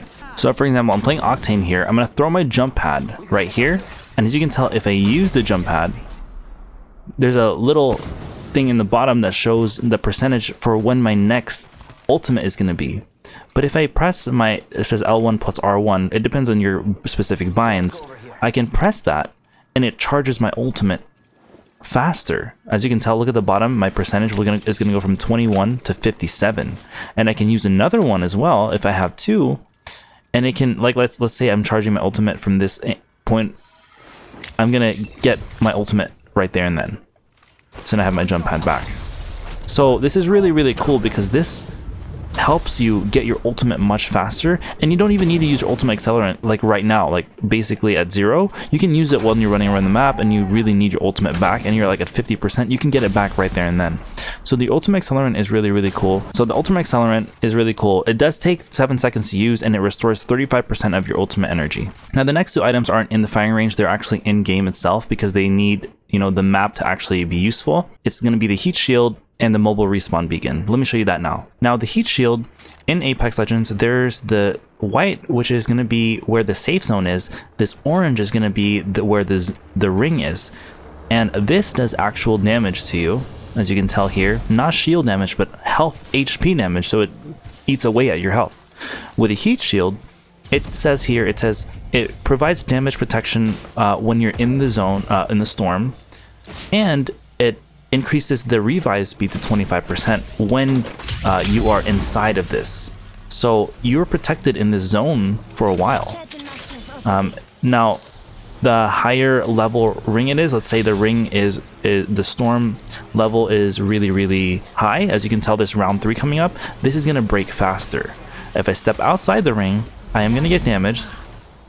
As you can tell, if I am inside this, I won't get damaged. So this is a really good ability to, you know, if you're in zone and you really need to catch up with your healing, try this out. And you get 2 of them. So every time you pick up one set, you get 2 of these when you need to use them as well. Now this is a regular respawn beacon, okay? These stay on the ground, similar to the way, you know, jump towers stay in the ground as well. And then I can place it down. Let me show you the difference in size. This is a regular respawn beacon. This is a mobile respawn beacon. Now, it lands super quickly, and all I need to do is get my teammate's banner once they're dead, and I can just respawn. It doesn't matter, it doesn't even matter how small, or, you know, this is a regular size, it looks a little bit smaller. You'd think they do different things. They do the same exact thing. They can respawn your teammates at any specific time. Now, moving on to this area, we're going to start off with our knockdown shields. Now, knockdown shields, when you get down, you don't automatically die. So you're going to be having a knockdown shield. And there's 3 different levels of them, okay? So you have the basic one, the blue one, and the purple one. Each of them have a different level because each of them have a maximum HP. As you can tell, the gray one only has 200, the blue one has 450, and the purple one has 750. Now, having this out during the middle of a fight is really crucial because when your teammate is down, you're going to want to be playing behind his knockdown shield, and you can use that to fight the enemy opponent like this. Or you can like heal, and then you can have your knockdown shield. Your teammate has knockdown shield, he can face it to his enemy. It's literally like cover for you. Or let's say you're down and then you can back yourself in a corner like this. You can have your knockdown shield out. So this enemy is going to be shooting at you and he's not able to really kill you. Your teammates have the chance to come in and swoop and save you before it's too late. One tip I do have for knockdown shields that a lot of people don't realize is that if you have an enemy directly on you, they can use your knockdown shield. So let's say they're shooting you, right?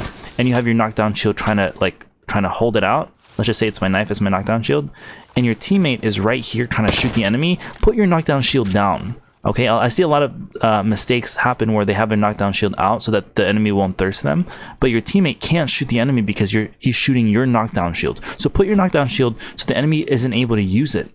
Because here's a clip of me using the enemy's knockdown shield to help me win this fight. Let me show you exactly why you want to have your knockdown shield down so you can win every fight. I have to immediately get this knock right away.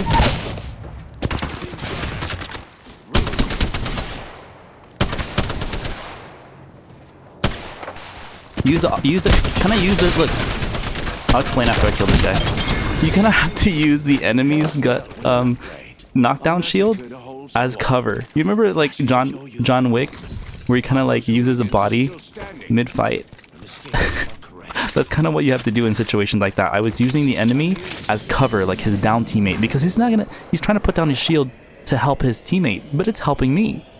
So in situations like that where you have no cover at all, literally use the enemy's gun knockdown, and it saved my life. I wasn't able to win that fight if I didn't have the enemy's knockdown shield. So super, super helpful. Now we'll skip over the backpack. We'll talk about that later.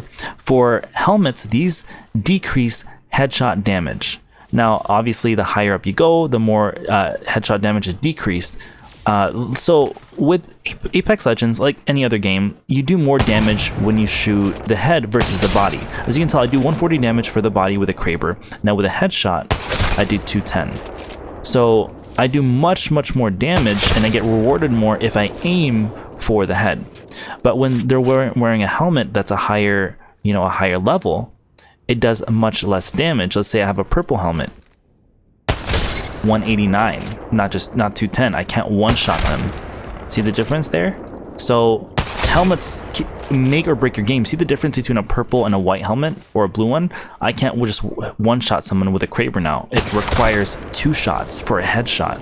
I know, it's something I'm still mad about, because this is technically supposed to be the best, you know, strongest weapon in the game. But the difference between a purple and a gold helmet is that they still reduce the headshot damage the same way. But this one also does a special ability where it reduces tactical and ultimate recharge time. I have Valkyrie here to show you an example of what I'm talking about here. So when I use my missiles, this is my tactical ability. 29 seconds for me to get it back. When I have the gold helmet on and I pop my missiles, 24 seconds to get them back. Really cool, right? For example, with Vantage, her ultimate is a sniper rifle. So every time you use a bullet, that's your ultimate, and you have to wait for you to get more bullets. I'm going to use this last bullet. As you can tell, my percentage here in the bottom is increasing, so that's what I'm going to get on my next bullet, right? You see how it's kind of slow, 42, 45, 48. It goes up by, you know, 2 to 3% each time, right? Here's with a gold helmet. Look how much faster that is, 65, 67. Oh, look how much faster. It is still going by 2 to 3% each, but much faster. The speed is much quicker for me to get my next bullet, and before you know it, bam, I'm ready to go again.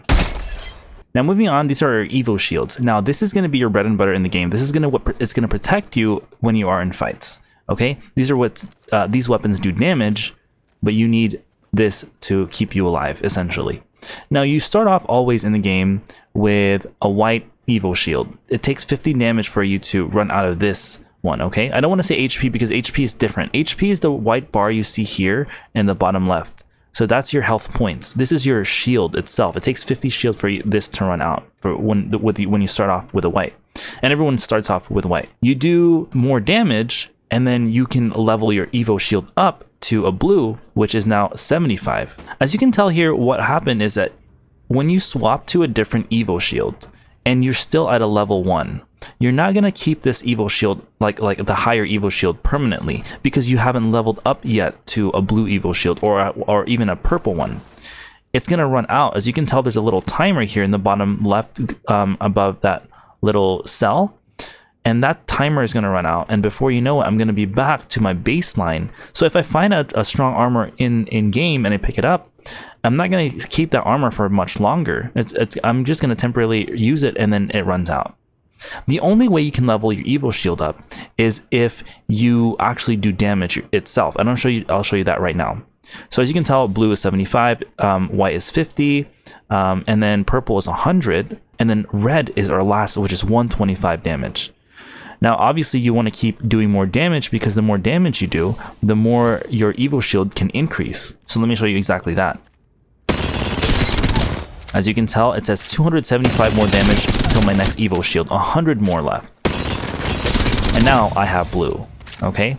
So now that I have blue, I want to show you why it's important to have your Evo shield higher. Not only do you just have more health in general, but you also have the ability to upgrade your character. So with Crypto, let's try a random ability. It says here, off the grid. So this one is Crypto gets cloaked when entering the drone. Now normally, if he uses his drone, you could still see Crypto standing there. You see that? That's without the upgrade. But if I choose this, literally look at that. He becomes invisible, guys. This is insane. This ability is insane. Wow, I can't believe that this exists. Now, with every legend has their ability to upgrade their character.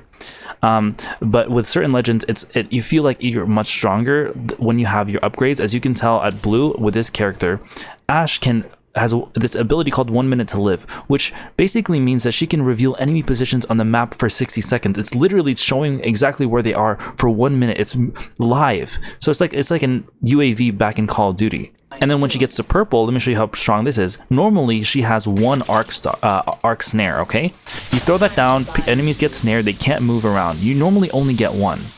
But with Ashe, it's really cool, because with her, there are these things in the map that you can grab these, where you can literally level your Evo shield up to the next level. And they spawn, you know, in care packages and really rare crates. But as you can tell with purple, I'm at level 3 now. I can actually get this thing called twin snares. And I can get 2 arc snares. So it literally doubles your use for your tactical or ultimate, depending on the character that you decide to use. So let me show you how powerful this is. Now Ashe has an ability that's really cool where she can literally teleport her whole team in a one-way directional portal like that, and it's so cool because look how far I traveled. And now like I told you with the arc snare, watch, I have 1 and that guy cannot move and it does a little damage, and I have a second one here. To bind you.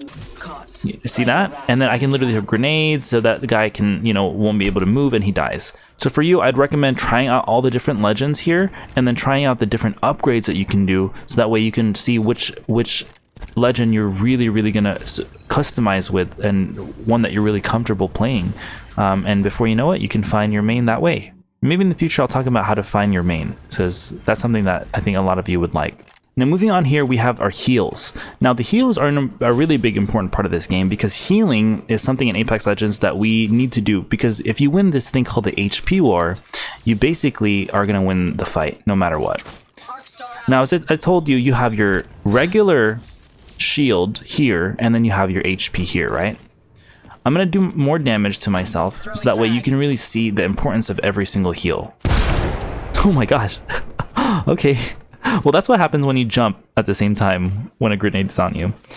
Your syringe will heal 25 HP and it takes 5 seconds for you to use it.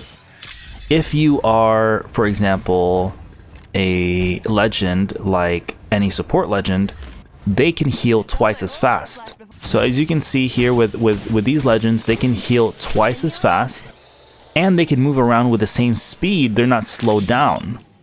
So that's the really cool part about these legends. Now medkits, instead of actually healing 25 of your HP if you're a regular character, medkits heal your full HP.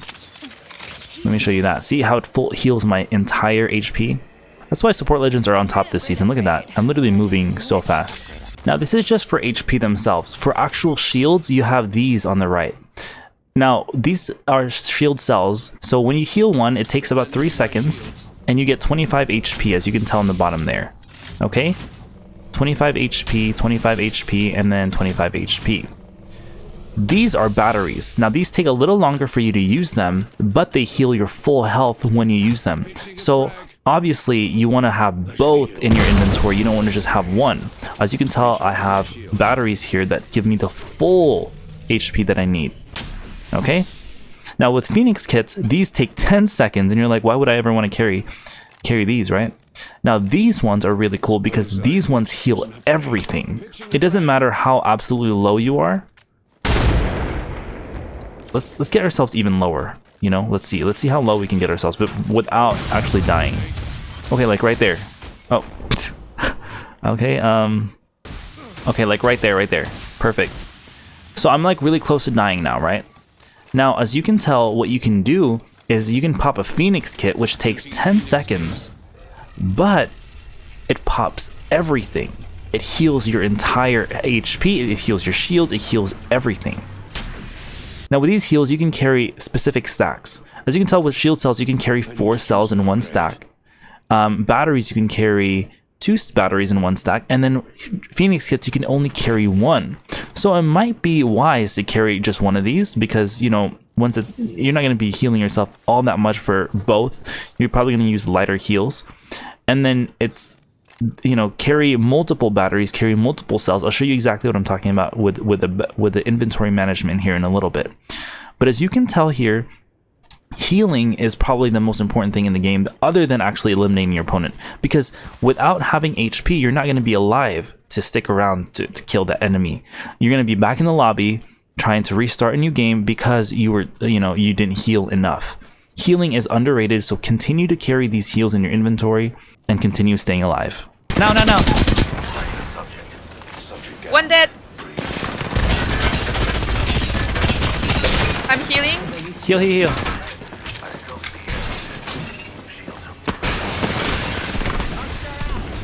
I just arced that door. I cracked both. Okay, let me put traps in here.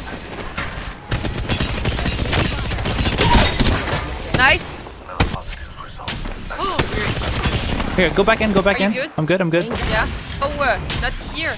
Do they res already that fast? This is a Yeah. good team. Yeah, I have Phoenix. How many bats do you have left? None. Okay, okay. That's Just why slow I'm heal. putting a Phoenix kit.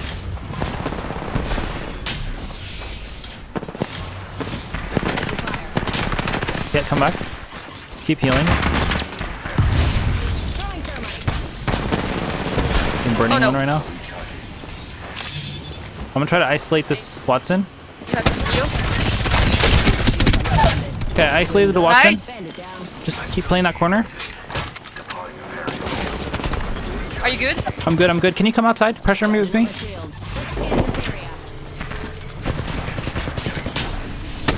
Nice. Nice. Oh no. Oh no, I threw. No. It's okay, it's okay. No. I tried to block him. Okay, you got him. You got him. Nice. I'm keeping the Weston out. Weston is outside. Weston is outside still. She can't do anything. She's trying to punch me. You got this. Rings close. You can do Still it. got a minute on the clock. So 1v1. Wings up. Bogey shield. Nice. Nice. I have to explain like how much you don't give up until the very end. We had no heals. Gosh, that was such a crazy end game. Now we're gonna move on to backpacks. You see why I saved them for last? So as you can tell, when you spawn in game, you're not even gonna have a backpack at all. You're only gonna have 10 slots that you can put items in. Like I said, that's why it's really important to know what you want to carry in your backpack. Once you pick up a white backpack, you can carry 2 more items, meaning you can carry 12. As you can tell, you have 3, 6, 9, 12. 6 on top, 6 on the bottom, so 12 total. Blue backpack, that's gonna be, you're gonna be able to carry much more. So you're gonna have 7 here and 7 bottom, so 14. It goes by 2 each, so it's, you know, the math isn't gonna be too difficult. 12, 14 for a blue, 16 is going to be for a purple. Gold backpack, it's going to be essentially the same as a purple backpack. You're still going to have 16 slots. It's not going to change. The only difference is that you can carry more heals. As you can tell, remember I told you earlier, for batteries, you can only stack 2, right? Now you have a gold backpack. Watch this. You can stack 3. Remove it. I can only carry 2. See, I'm gonna have 6 here, right? 2, 4, 6. I'm gonna now carry a gold backpack. What happens is that they convert it into 3 each in one stack. I save space with a gold backpack. And then with Phoenix kits, I can carry 2 in one stack. Without it, I can only carry 1 each. Carrying 3 medkits, right?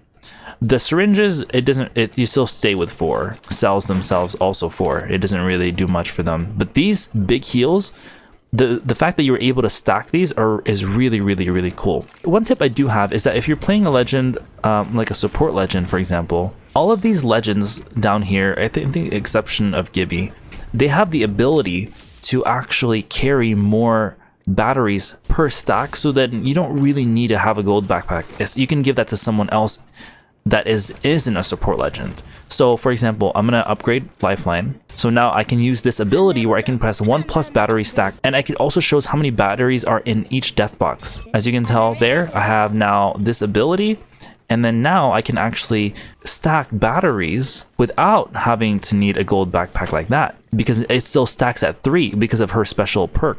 I can't do Phoenix kits, unfortunately, but that's fine. With Lifeline, you already have enough heals. You don't need a Phoenix kit. Medkits don't count either, but like I said, with Lifeline, you don't need medkits because you have their drone, you have, the fact that you can use a syringe to heal 50% HP, because remember, it heals double. That's just one thing I want to know.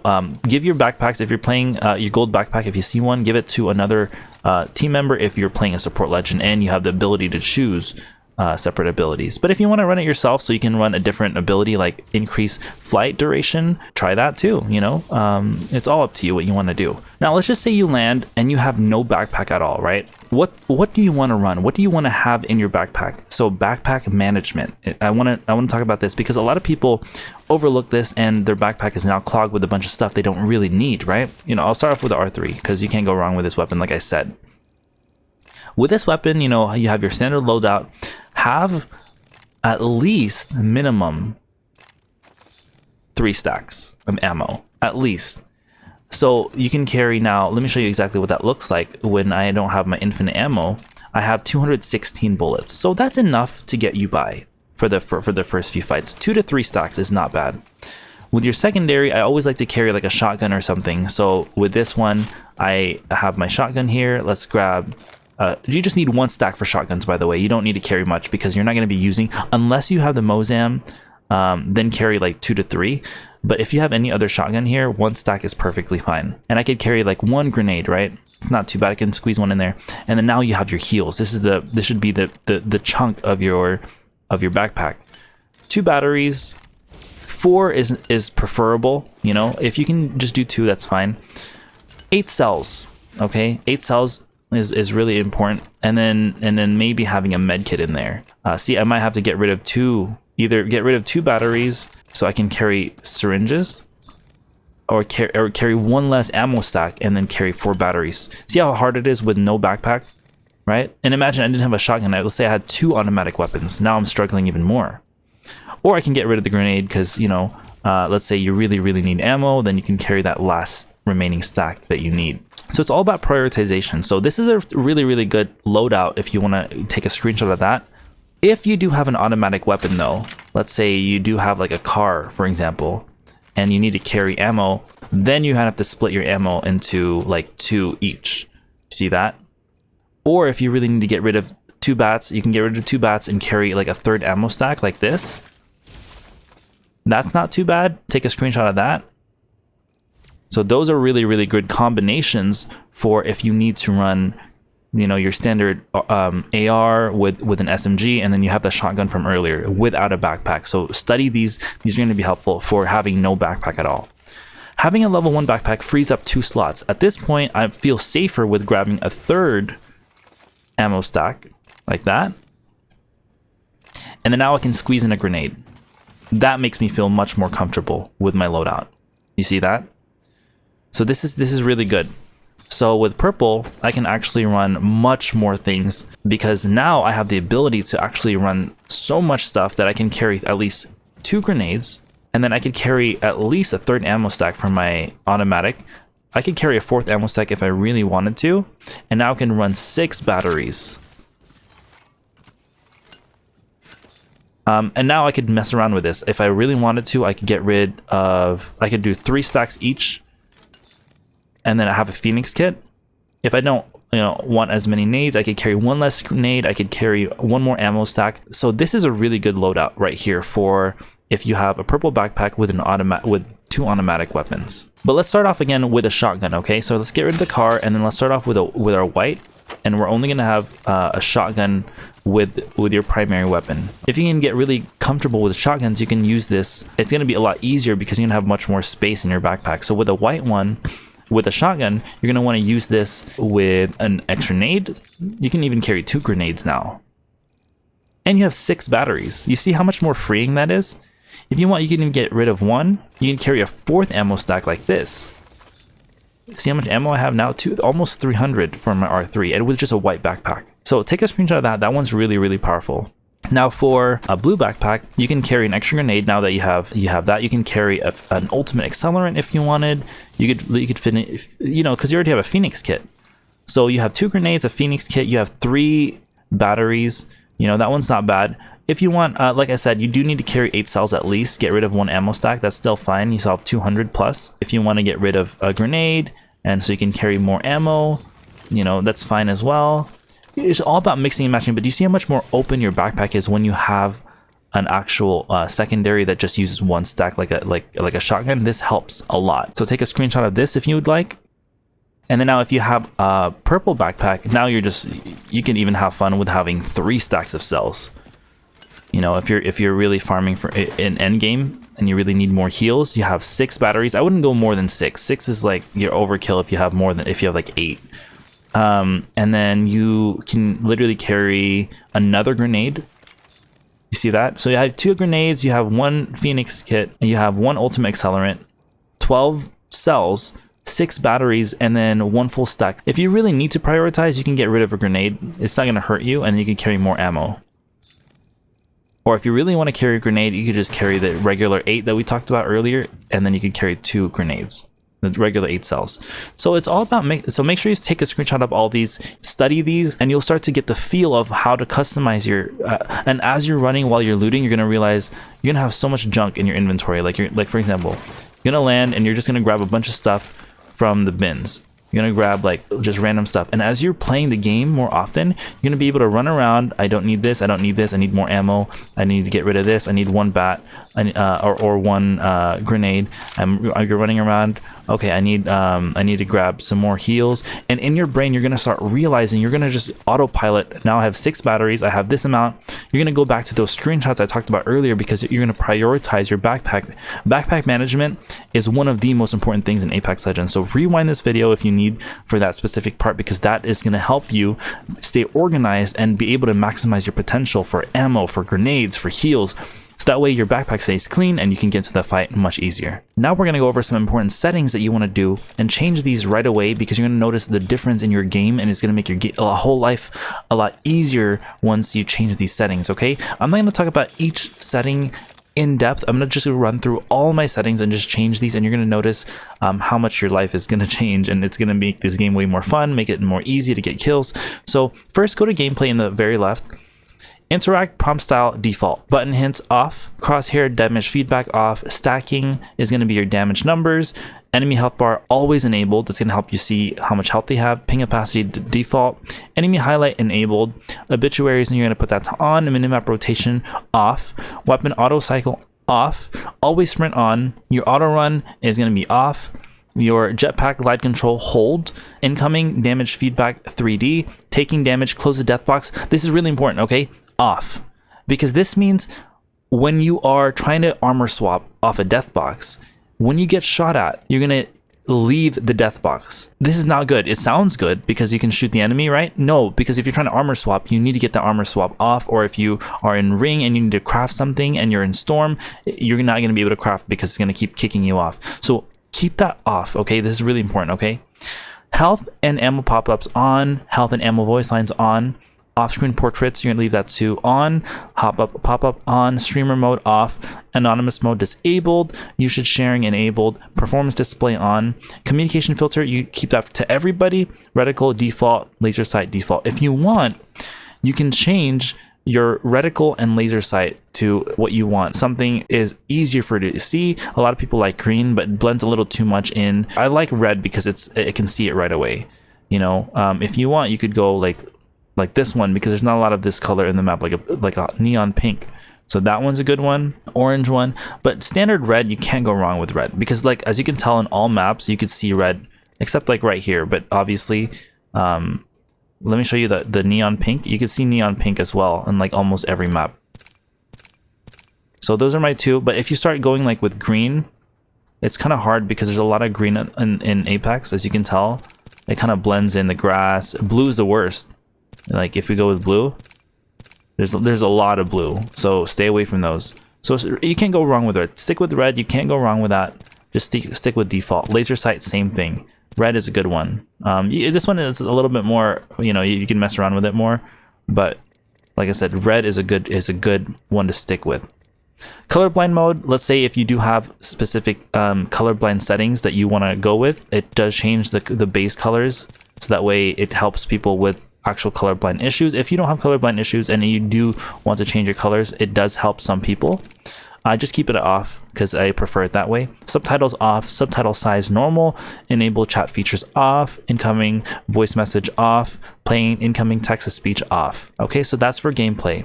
We're gonna start off with controller because I know a lot of you guys are controller players, so let's go ahead, and including myself. Starting with our button layout, I personally play on default because default I have paddles on already. So I have a paddle for my left that helps me for jumping, and then paddle on my right, which helps me to slide or crouch. But if you don't have any paddles, then you could switch your controls to button puncher. This is a really good one because your melee is going to be circle, and then your jump is still X, and then your crouch is now going to be on your right joystick. If you want, you could also use evolved. This one's a good one as well because now you change your tactical on X and your jump is going to be on melee. This helps you get more movement if you don't have paddles. So this helps you do more movement techniques like wall bounces, super glides. You can still do them in default. I even prefer playing default even if I didn't have paddles because I already know all the binds for years. That's just the recommended, as you can tell, the recommended controller layout for Apex Legends. So you can't go wrong, or you can customize your own. Do whatever the heck you want. They all are kind of cool in their own way. See what works for you. But for me, default is you can't go wrong with that. Paddles also aren't too expensive. I only bought mine for only $20 on Amazon, or 20 to 30. So it's not too crazy as well. Stick layout, default, interact, reload button, tap to use and reload, crouch button toggle. It depends with crouch button actually, because a lot of people, let me show you the difference. With toggle, you actually have to press crouch and then you stay crouched. You just hit the button once. I like that because it makes it much easier to just slide. You just let go of your button to slide, or slide jump. You just, but then with hold, you actually have to hold and then if you don't hold that button, you're going to go back up. So I don't like it this way because it's more work for me, but it does make it easier to do other movement techniques like bunny hops. Like for example, like a bunny hop is going to look like this. I don't want to talk about that right now in this video. I'm going to show a movement guide here in a little bit, go over the basics, but right now that's essentially the difference between hold and toggle. Aim button, hold. Survival slot button, I have that on off. If you are a beginner in this game though, I would recommend keeping this on just because, let's say I have an evac tower in my survival slot. I don't have to actually press on my backpack and press on that to get it out. I can just press my left button on my controller and to get that out. I just hold that button down. And that gets that, right away. But if you have it off, you're gonna have to go in your backpack and grab this in order for you to actually, get it. For me, I personally like to keep mine off just because I've already learned like exactly where it is in my backpack. I can grab it really quick. But if you're a beginner, it might be easier for you to just keep it with, on, so that way you could just hold your left button right away to get your survival item. But for me, I just like to keep it off because if you have it off, you can just use that to inspect your melee gun. You can actually use it to inspect your weapon itself. It's just for aesthetic reasons. I've been playing this game too long, so it's just a little things in there, quality of life, just to make the game a little bit more fun. So it's at the end of the day, it's your personal preference what you want to do for this. Now, adaptive triggers on, trigger dead zone, default, menu cursor speed. I like to keep that like right here. See how this, it's not 50%, like 40%. Because 50% is a little bit too fast for me. Mess around with this and see where exactly, but you don't want to be too low either, like right here. Or you don't want to be too high either. Having at like 40% to 50% is perfect because with this, you can shield swap much quicker. Let's say your armor's broken, right? And you need to shield swap right away. You see how my cursor speed is? You see how my cursor speed is right here? If I'm too fast, I'm going to miss my shield. I'm going to go down here. If I'm too slow, I'm gonna grab batteries or whatever. Having my cursor speed at the speed it is, I've trained my brain and it's fast enough where I can just snap on where it almost looks automatic. See, I'm snapping to the armor, and that's how you get a shield swap. I'm gonna go over a more in-depth guide later on of what shield swapping is gonna look like and how to maximize, how to get better at it on controller.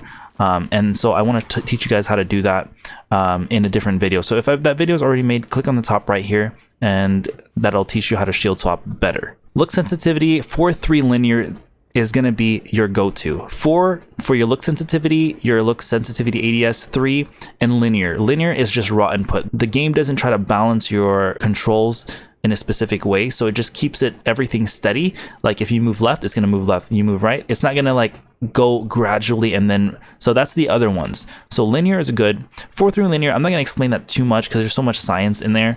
Just try this out. It's a standard loadout that a lot of people like to run, and it's something that I've learned that is, if it ain't broke, don't fix it. Okay, so this is a really good one. For optic settings, I like to keep mine, like I said, 4-3 linear. I like to keep this at off. I know people like to change this. But for me, the default is fine for me. It's been working, and as in, you know, if there's specific things that you want to change, you can. You just press on, and then just change this specifically to what optic that you want to change it to. Look dead zone, I keep that at small. Movement dead zone, small. Inverted look, off. Vibration, default. Now vibration at default is going to be different because at default I like to feel the way my controller feels. If someone shoots at me, I like to kind of feel that on my controller. I could get more. I'm a kinetic learner as well as a visual learner, so I like to feel things as well. So it helps me get into the game more when I actually feel the vibration in my controller. But for some people, it's going to be a little harder because it affects the way that you hold the controller. Grab a random weapon like the R9, right? And I'm actually using that to shoot.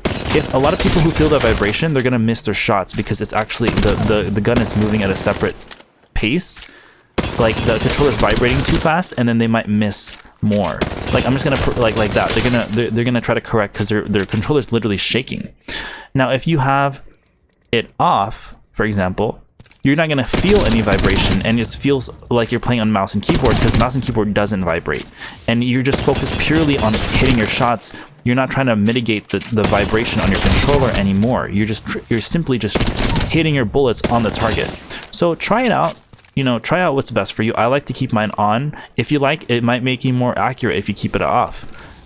So try that out when you get the chance, okay? Now, custom look controls, these are ALCs, advanced look controls, and these have specific things. Like you can get really in-depth with these. We'll talk about these in a separate video, like I said, with a separate controller settings guide. But for now, 4:3 linear, you can't go wrong with that standard issue, and that is going to be one of the best settings that you can do for controller. Now, moving on to mouse and keyboard, my mouse sensitivity is just 1.20. This is a really great starting point, especially if you have like a normal mouse where you can't really change the starting DPI. A lot of mouses nowadays have like 800, so this is a good starting place. If you can change the DPI on your mouse, you can mess around with this, but start off with 1.0, titrate, and just, you know, go lower or higher as much as you need. See how you can go from there, but this is a really good starting point from here. ADS mouse sensitivity, the multiplier, I keep that at 1, and I just turn off my ADS sensitivity for the per optic. If you want, you can mess around with these, but for me, I just keep it as baseline stuff. So mouse acceleration, I keep that at off. Mouse invert off, clamp mouse cursor to window off, lighting effects on. Now this is really important. The keys, you're going to want to pay attention to this because this is going to be really important for movement and just generic things that's going to help you in the game. Key 1, you're going to keep that at W for your move forward, and then key 2 is going to be scroll forward. A lot of these are already going to be pre-programmed in your keyboard itself. This is how it's going to come, but there's specific things I want you to change. I'll use the WASD, still the same for almost every game to move forward, backwards, all that, left and right. Sprint, toggle, zoom, I keep that on my actual click itself. In order for me to zoom in like with a 2 to 4, it's easy to just click that button. Try it out with that. You want to keep jump on space like it always is, but then you want to have your key 2 as scroll down, okay, for your jump. For your move forward, you're going to want to keep that as scroll up for your key 2. I will show you exactly why this is really important. For your crouch, you want to put that for toggle, keep that at C. Okay, and for crouch hold, you want to keep it at V. And then if you can put a bind in your mouse where like a side button for your crouch hold, is really important. That's going to be really crucial for, you know, bunny hops and tap strafing as well. So if you can put V for your crouch hold and then you know, a side button on your mouse for your key 2, try that out. Attack ability Q, ultimate ability caps, interact ability E, my alternate interact is left alt. I like to keep inventory as tab, map M, attack on my first button. Like this is just the baseline stuff. You know, your sight is going to be on the right on the mouse. Toggle fire mode N. I don't have aim sight hold. I just have it in toggle. Melee T, reload R, cycle weapon home. This is side button on the mouse as well. So my home button on the mouse, like it's another side button on there that'll cycle your weapon. So equip weapon 1, 2 for your weapon 2, holster left shift, grenade G. Survival item I don't have. I just go in the menu again for this. Use selected item 3, syringe 6, medkit 7, shield cell 5, shield battery 4, phoenix kit 8, character utility action H. Inspect weapon, I have it on another button on the mouse because I want to inspect my weapon, you know, here and there if I run around, or my heirloom. Legend upgrade, emote wheel thank you X, ping F, message team enter. Now all these are not really that important. That's your mouse and keyboard settings here. Okay, we're moving on to the video. We have display mode. Always keep that at full screen because it helps you get the greatest dimension so you can see everything in your screen. Aspect ratio 69. It depends on your what you can run, but 69 is like the native what it comes with anyway, so just stick with that. You can't go wrong. Now resolution, that depends again on your system. I like to keep mine on 2560 times 1440 so I can get the maximum. You know, I like playing on really high HD settings, and my computer can run it. If not, just run it on 1080, you'll be fine. Brightness, I like to run that just like 50%. If it's too bright, it's too glaring, you know, so like 50%, 50 to 60, you can't go wrong with that. FOV, now this is really important. FOV, if I have my FOV at 70, let me show you what that looks like. You see the background already? See what happened in the character? You can kind of tell. Basically, if I have FOV at 70, look at this. I'm shooting him. I'm focused on this guy. I can't even see this dude here on my left. See that? It's like bad. I'm so zoomed in right now. It's not even funny. If I have, that's your field of view basically. If it's at 70, you're really zoomed in. But if you have your field of view at 110, oh, this guy pops out right here. There you go. You can fry him. Now, a lot of people say now 110 is a little extreme because you're really zoomed out. But you'll get the hang of it, and once you get the hang of it, you have more awareness of your surroundings this way. If you can get used to 110, stick with 110. You cannot go wrong with this. It's literally the best, one of the best settings that you need to change in your game if you still have your FOV really low. So keep that at 110 if you can. FOV scaling disabled. This means like you literally zoom in when you do a certain ability, so keep that disabled. Sprint view shake minimal. We don't want our screen to shake. VSync, so this is going to be all advanced settings. Depending on your PC, you might need to change, but this is what I have. Disabled for VSync, NVIDIA Reflex enabled, adaptive FPS 60, texture streaming budget ultra 8 GB, texture filtering 16 times, ambient occlusion quality high, sun coverage is high, sun shadow is going to be high. Spot shadow detail very high. So these are really high settings. So if you need to lower them because these are all like just for YouTube. So I want it to look, you know, presentable and looking good. So as you can tell, volumetric, lighting, dynamic. So this is gonna all taxing on your PC. So lower if you need to. Okay, model detail high. Everything's high, but lower as like I said to match your specifications for your PC. This is the audio now. Master volume at 100. Output that's my system device. So these are all like, you know, where you get your audio. This is where I record with my digital interface, but you can use, you know, if you're using a headset, just use that. Push to talk, definitely. Open mic is a good idea, only if you're, you know, with a party and you don't mind hearing background noise, but push to talk is good too. Open mic, record threshold, I keep it there so that way, in case I have open mic on, it's not gonna catch like me like on my phone or something. It's just when I talk, you know. Incoming voice chat 100, sound effects 50, dialogue 50, music volume 0. These are 0 because it's really loud, the music, I noticed.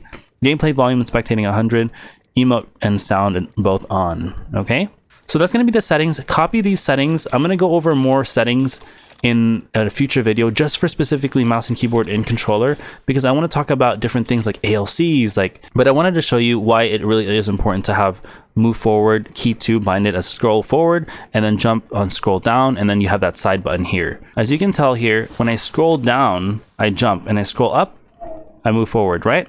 That makes it easy for me to tap strafe like this. See that?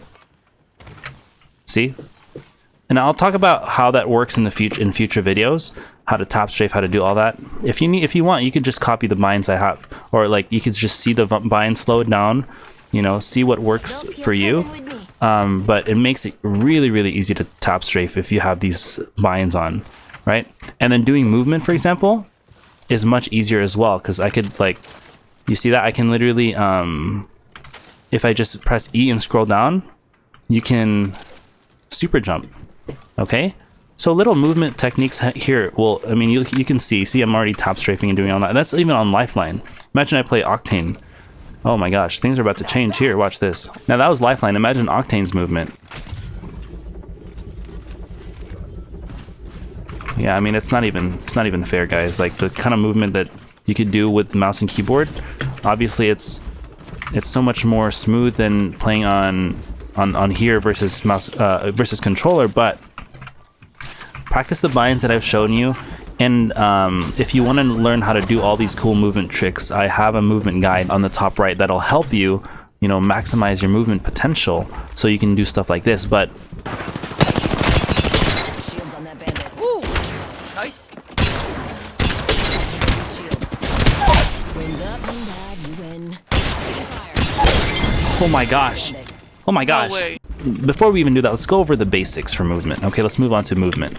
Now, as you can tell, I have my binds here on the left. This will show you exactly all the buttons I'm pressing so you can learn all the different movement techniques that I'm talking about. So I'm not going to talk about anything too advanced. I'm just going to talk about the basic movement that you need to know to just basically move around in this game much faster. All the advanced stuff is going to come later when you master these fundamentals. The very first thing you want to do is with every weapon you have out, you run slower. It doesn't matter what you do, you're going to run slower with a weapon out. If you holster your weapon, which is going to be triangle for me, you can see the binds. You have your fist out if you don't have an heirloom, or you have like an heirloom if you have an heirloom. Now, running with this basically is called holstering your weapon. You're going to run much faster. With my weapon, slower. Without my weapon, faster. You can't really feel the difference as much, but you'll be able to notice how much further you can get if you just run without your weapon. This is called holstering. Do this all the time. It doesn't matter, you know, and then when you know you're in a situation where you need your gun out, keep your gun out. But if you know you're having to travel across the map, or you're trying to rotate, leave your weapon holstered. Okay, holster your weapon, holster your weapon, holster your weapon as much as you can. The next thing I want to teach you is called slide jumping.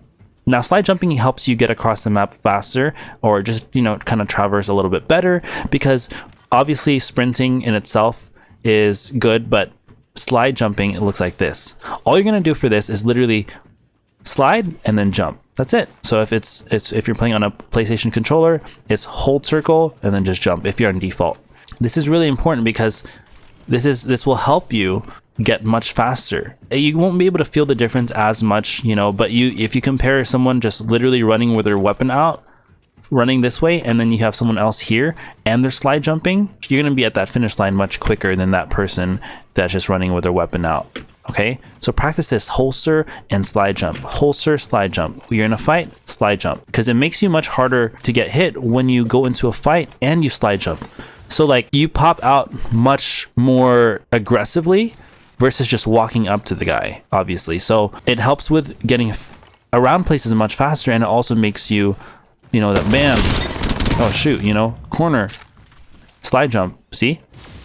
Slide jump. Okay, so that's all you really need to know, those two. The third one that I would definitely recommend if you want to start learning movement is a wall bounce.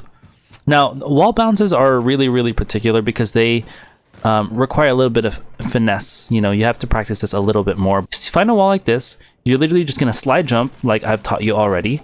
Once you hit the wall, you're going to start climbing. Keep your stick moving forward, right? Once you hit the wall and you keep your stick moving forward, you're just gonna jump again, and then instead of jumping forward, or instead of moving forward, you're gonna jump backwards with your stick. So you're gonna slide jump, hit the wall, jump out, stick back. That's it. Slide jump, hit the wall, stick back, jump. As you can tell, it gets a little bit easier the more you do it. Right? Just look at my binds if you need to. I slide jump, I hit the wall, start climbing, I jump out, and also put my stick back. You do it a little bit faster, and then you'll start to realize you won't even be climbing the wall. You just hit the wall. Yeah, see? It'll be a little bit of a tighter, you know, timing, but it's a little bit easier if you practice slower like I just taught you. If you come from an angle like this, you're gonna miss the wall jump because you need to actually be facing the wall. So what you can do if you're coming from an angle like this, you can face the wall last second and then you can wall jump. Just keep practicing. You'll get the hang of it. Before you know it, you'll be able to wall jump in front of people. Let's say you're coming from this angle, right? And there's gonna be someone here. Instead of just doing that simple slide jump, which is also good too, you know, we're never going to do this, guys, okay? We're never doing this. Or we're never actually going to walk up to someone doing this, okay? We need to have a little bit more finesse when we go actually into fights, because it makes you harder target to hit. Also, in case you want to get those clips, right? You don't want to just be walking out like this. Oh, hey, and then shoot the guy. With a wall jump, now you pair that up. I mean, telling me that doesn't look really cool, right? And then if you want, you can even use wall bounce to get to places like this. You see that? Reload. Pick up our squad mate, man. Reloading. So movement guide in the description, and from the earlier timestamp you'll see in the top right. Check my movement guide out. It's updated for this season, so it'll show you all the different things that you could do. Now that's movement. Movement is one of the biggest things in Apex Legends, probably one of the most important things that in Apex that makes this game what it is. So that's the first big pillar of Apex that you want to master. The second one is going to be your aiming and your accuracy.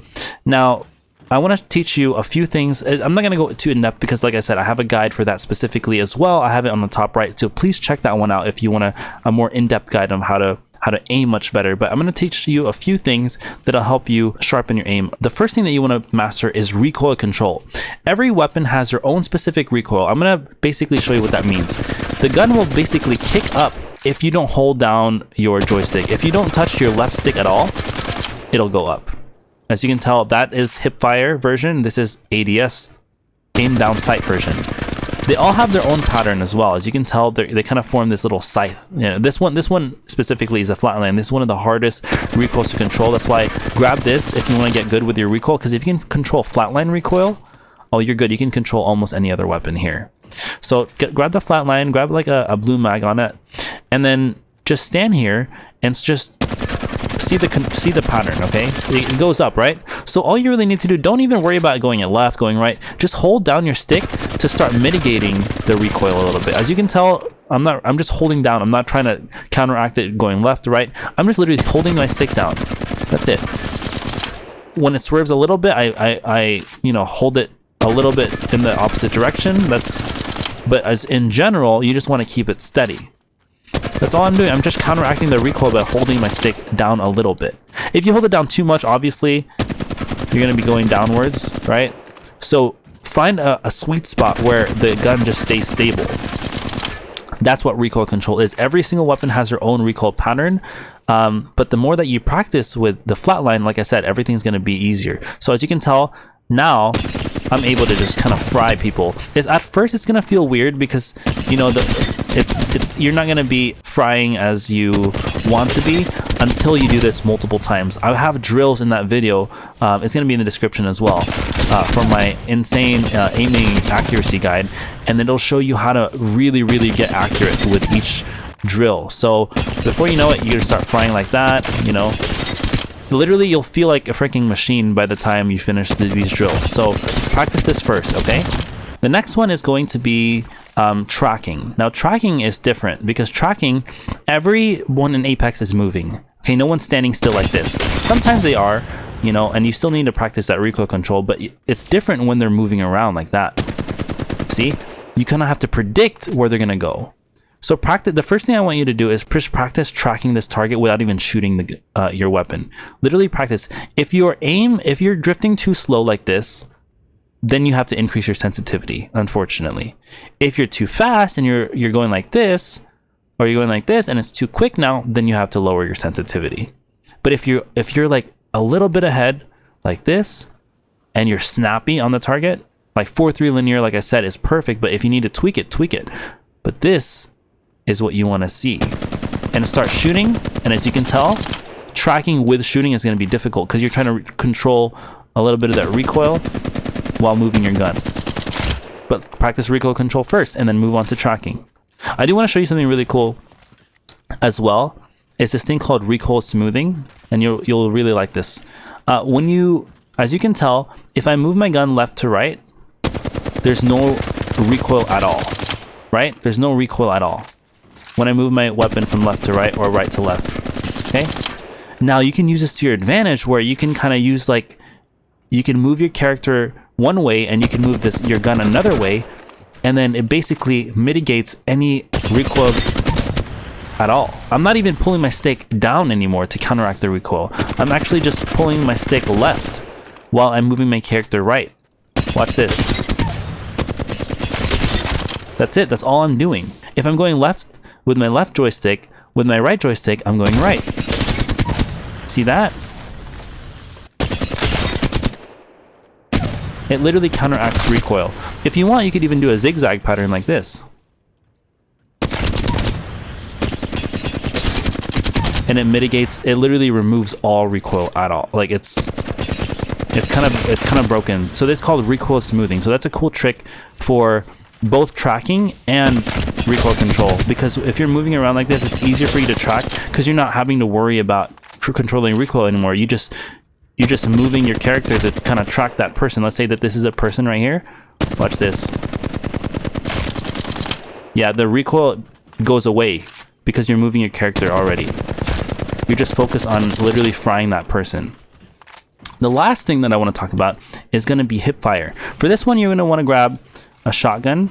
It doesn't matter, you know, Mastiff, why not? Of course, you want to practice your hip fires as well with your primary weapon, like an automatic. It's always important to practice that. Like, for example, you get up to the guy and make sure hip firing is always good because you don't have to worry about aiming down your sights, and you move slower while you're aiming down your sights. If you're hip firing, you have more movement. You have more, like, you could start doing stuff like this. Look, you have more movement. Grab yourself a Mastiff, like I said, and then just start, you know, hip firing people. You can do this with any shotgun, but as you can tell, if you're up close with somebody, hip firing is so powerful. It is so powerful because you're not having to aim down your sights. You literally just focus on lining your crosshairs to that person, and bam, there you go. Practice hip firing with all the different weapons here. They all have really great uses, but SMGs are also a good choice. So, you know, let's grab ourselves the car. Okay, see that? Yeah, hip firing is really powerful. It's not even funny anymore. Like, it saves you time from having to aim down your sights, and it makes you much faster. So I would recommend, if you want to start off, grab the car, grab the Mastiff, and just hip fire all day. That's it. You know, just hip fire. If you need to ADS once in a while, sure, do it. But practice hip firing, because it's really crucial that you get good at hip firing, because if you're up close with somebody, they're gonna outwin if they start shooting you and you're still trying to aim down your sights and they're moving around. You can't track someone that's moving around so fast. So you can track someone that's moving fast if you're hip firing. So you can tell hip firing is a really good thing that you want to practice. So definitely work on this, okay? Now that is the second pillar for you, aiming. Now the third pillar of Apex Legends that you really need to master is game sense. Game sense is overall awareness of what's going on in the game, you know, your knowledge about what's going on, how to take a fight, you know, how to approach situations better, so it maximizes your potential to winning every fight. I would argue, you know, game sense is one of the most important things. It's like, you can't really compare movement, game sense, aiming. They all have their own right, their own place. But game sense is really important as well. So you need to make sure you practice this. Now, the biggest thing with any shooter or any game is high ground. It's like in Star Wars, you know, I have the high ground now. It's true. If you have the high ground, you have control of a fight. Okay? You're the one that can peak this situation. This person has to fight when you call the shots. Literally, no pun intended. When you call the shots, they have to fight you, and you have the ability to peek. They don't. This guy might use this rock to peek, and sure, he has a little bit, but you have height still. You have the advantage. He can only peek when you are showing yourself. Okay? So like this guy. See that? I'm literally using cover as a way to, or height as a way to minimize my body. And I can also see much further. I know exactly all the situation. Let's say this guy wants to flank me. I know where he's going. If I come back here, he doesn't know what I'm doing next. I could be going here. I could be going left. I could be going in the building to getting ready for him. But you know where he's going because you have an overview of the layout of what you're seeing. So height is just always the best thing, and no matter what. In any game, height control will win you almost every single fight. So practice using height, because height is gonna win you all your fights. Oh my gosh, this guy's frying me. Charging shields. On the zipline.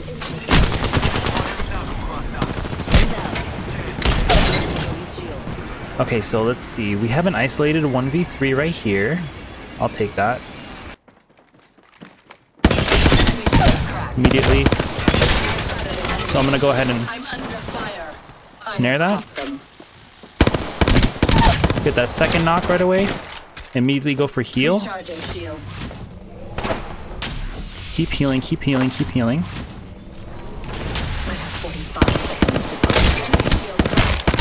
Well, that actually wasn't too bad. I'll take that any day.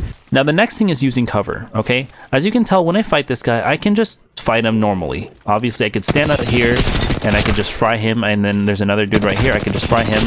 But let's say he's just as good as me, if not better. You know, there's a lot of players in this game now. It's a pretty difficult game to get into, unfortunately, and a lot of people are really good. So what you want to do is you want to maximize the amount of cover you have, because you minimize the amount of damage you take. So instead of walking out here and frying this guy like this, use cover. Like right here, fry him, cover. Fry him a little bit more, cover. Instead of taking this route, open to fight this guy, maybe I could play a little smarter where I could jump here and then play this little wall. And then I could go up if I need to. I could play that, you know, I could peek cover. And then instead of, oh, he's low, instead of just frying, like sliding out here, that might not be such a great idea, because now see all this this space that I've created for myself. Maybe what you could do, take this building instead. So this is a fatigue wall bounce. That's another trick I'll show you in another in the movement guide. So check that out, like I said. And now you have cover again, but you have a different angle. So let's say he hid behind this, you can fry him now. So always use cover. Obviously, if they're really low, go for the chase, you know, because you can secure that knock so they don't heal. But cover is so essential in this game. So anytime you see like an object that you can use as cover, use it. Okay, use cover. If you can use cover effectively, you minimize the amount of damage you take. What's your left? I'm healing. Oh my god. Whoa. I was trying to find master. Backing up. Back. I can reach. Longbow, only on longbow. I'll cover with. Lifeline's super fresh. Sonic. Two dead. Nice. 3 dead. Good. Nice. Good kind of Deal looking. with you. Oh man, it's going crazy. I got you. Oh my gosh, bro, I'm clipping that. Nice. And that's gonna move us on to the third really most important thing for game sense, which is, like I said, healing. We talked about it earlier, but I want to emphasize just how strong healing is. If you have HP, you're gonna win the fight. It's just kind of the way it works. It's like the unspoken rule of Apex. So let's go ahead and turn on these bots. Let's actually start, you know, fighting them. If I stand still, let me show you what happens. Oh, perfect. Let me fry this guy, right? Oh, what's going on here? Oh, this guy's using cover. He's smart. I'm dead. It's that simple. It is simply that simple. Now let's say I use cover correctly. Let's see how much. Oh, let's get some armor here. Let's see how much better let's see how much longer I can actually survive. Okay, that guy's dead. That guy's dead. I'm gonna use cover right here. That guy's dead. I'm gonna go down here again. Oh shoot, I'm stuck. Okay, what we're gonna do is we're gonna reposition to a better cover. We're gonna take high ground now. Now we have height. See that? See the difference now? I have height. And now I have to pop heals. Okay, I have heals, I have cover, I have high ground. These are the three most essential things for your game sense that you want to master. I have high ground. Like I said, I can peek.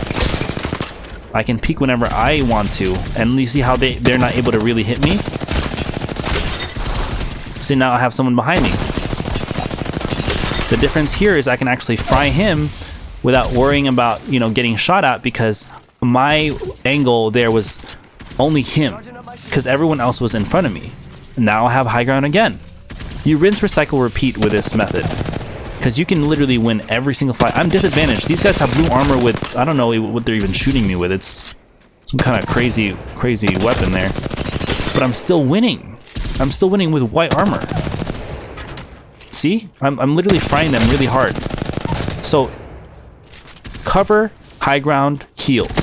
cover, high ground, heal, and then you'll be able to literally 1v3, 1v2, whatever you want to do in this game will feel like easy, because it's not difficult when you practice this. Obviously it's going to be a little difficult when, you know, enemies are, you know, these are just bots, but in game it's going to be a little different. But it's not going to change. Let's put together everything, you know, let's put together all the things we learned. What I can do is I can see how I'm using cover really well here. I'm only peeking when I need to peek, and I'm going in and out. I'm recoil smoothing as well. I'm putting everything I learned together. See this guy right here? I can pull a wall bounce on him, watch.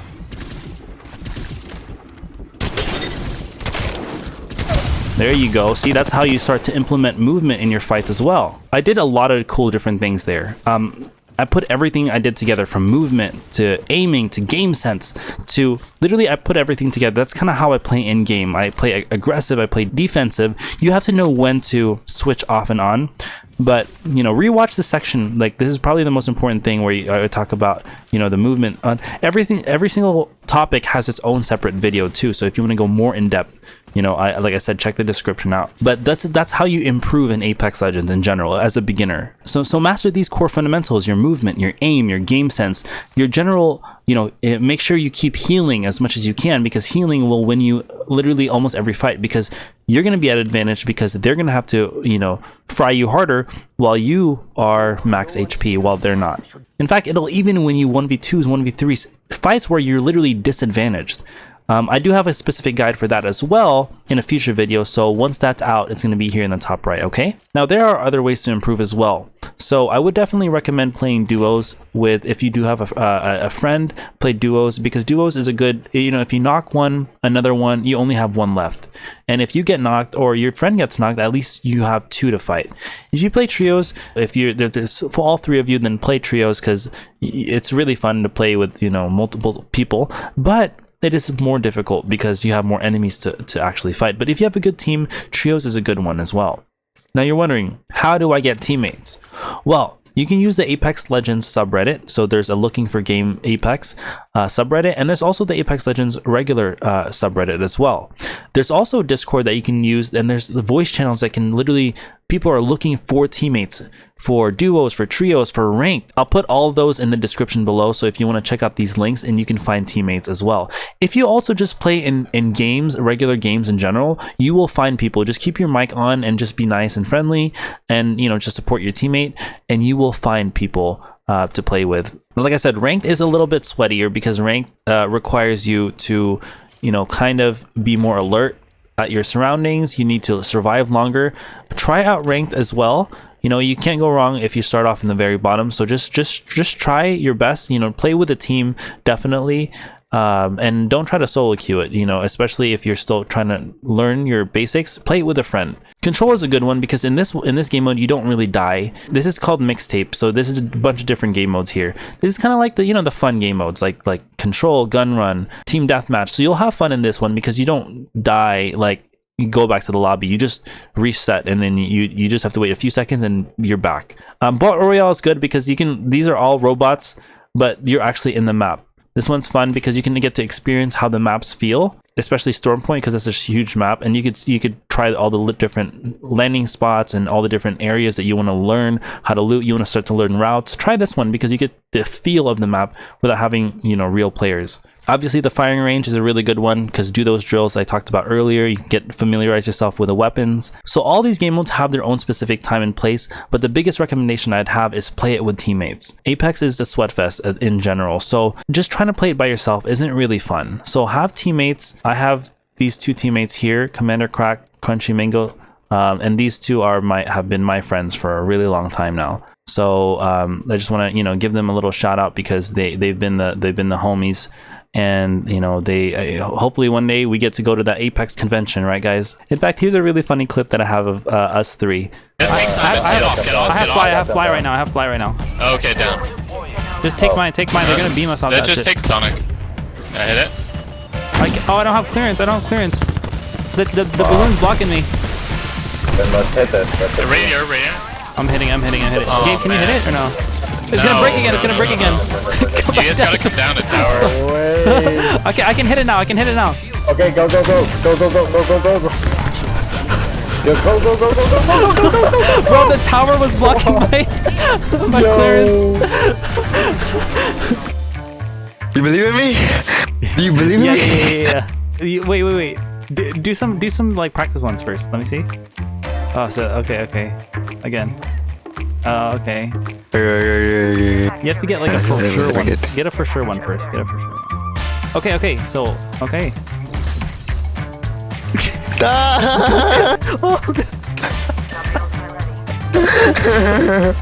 Almost.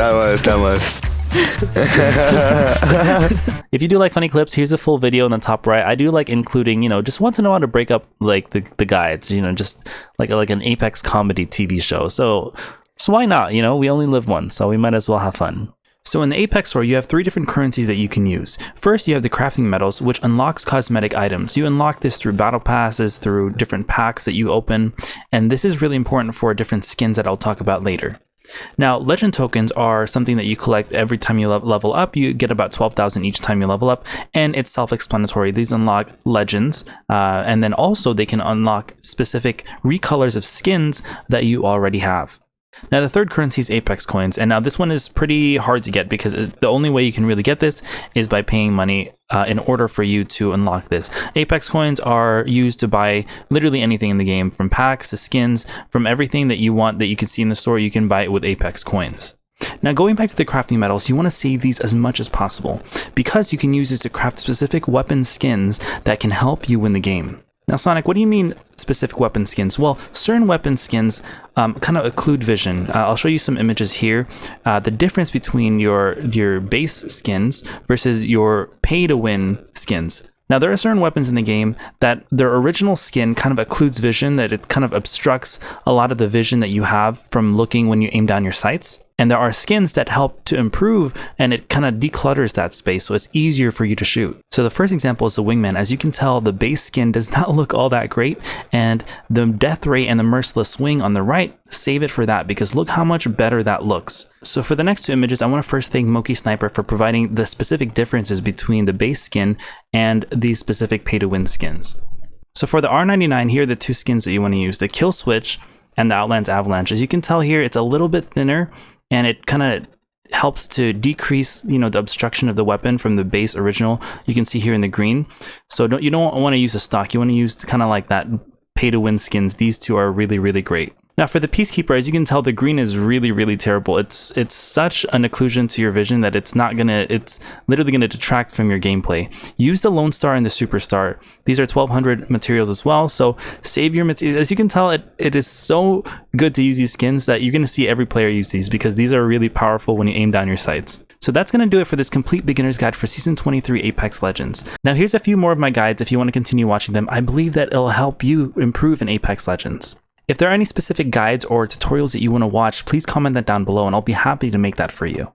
If you did enjoy the video, please consider leaving a like, sharing it with your friends, and subscribing to the channel. I hope you guys have an amazing rest of your day, and please never forget to take care.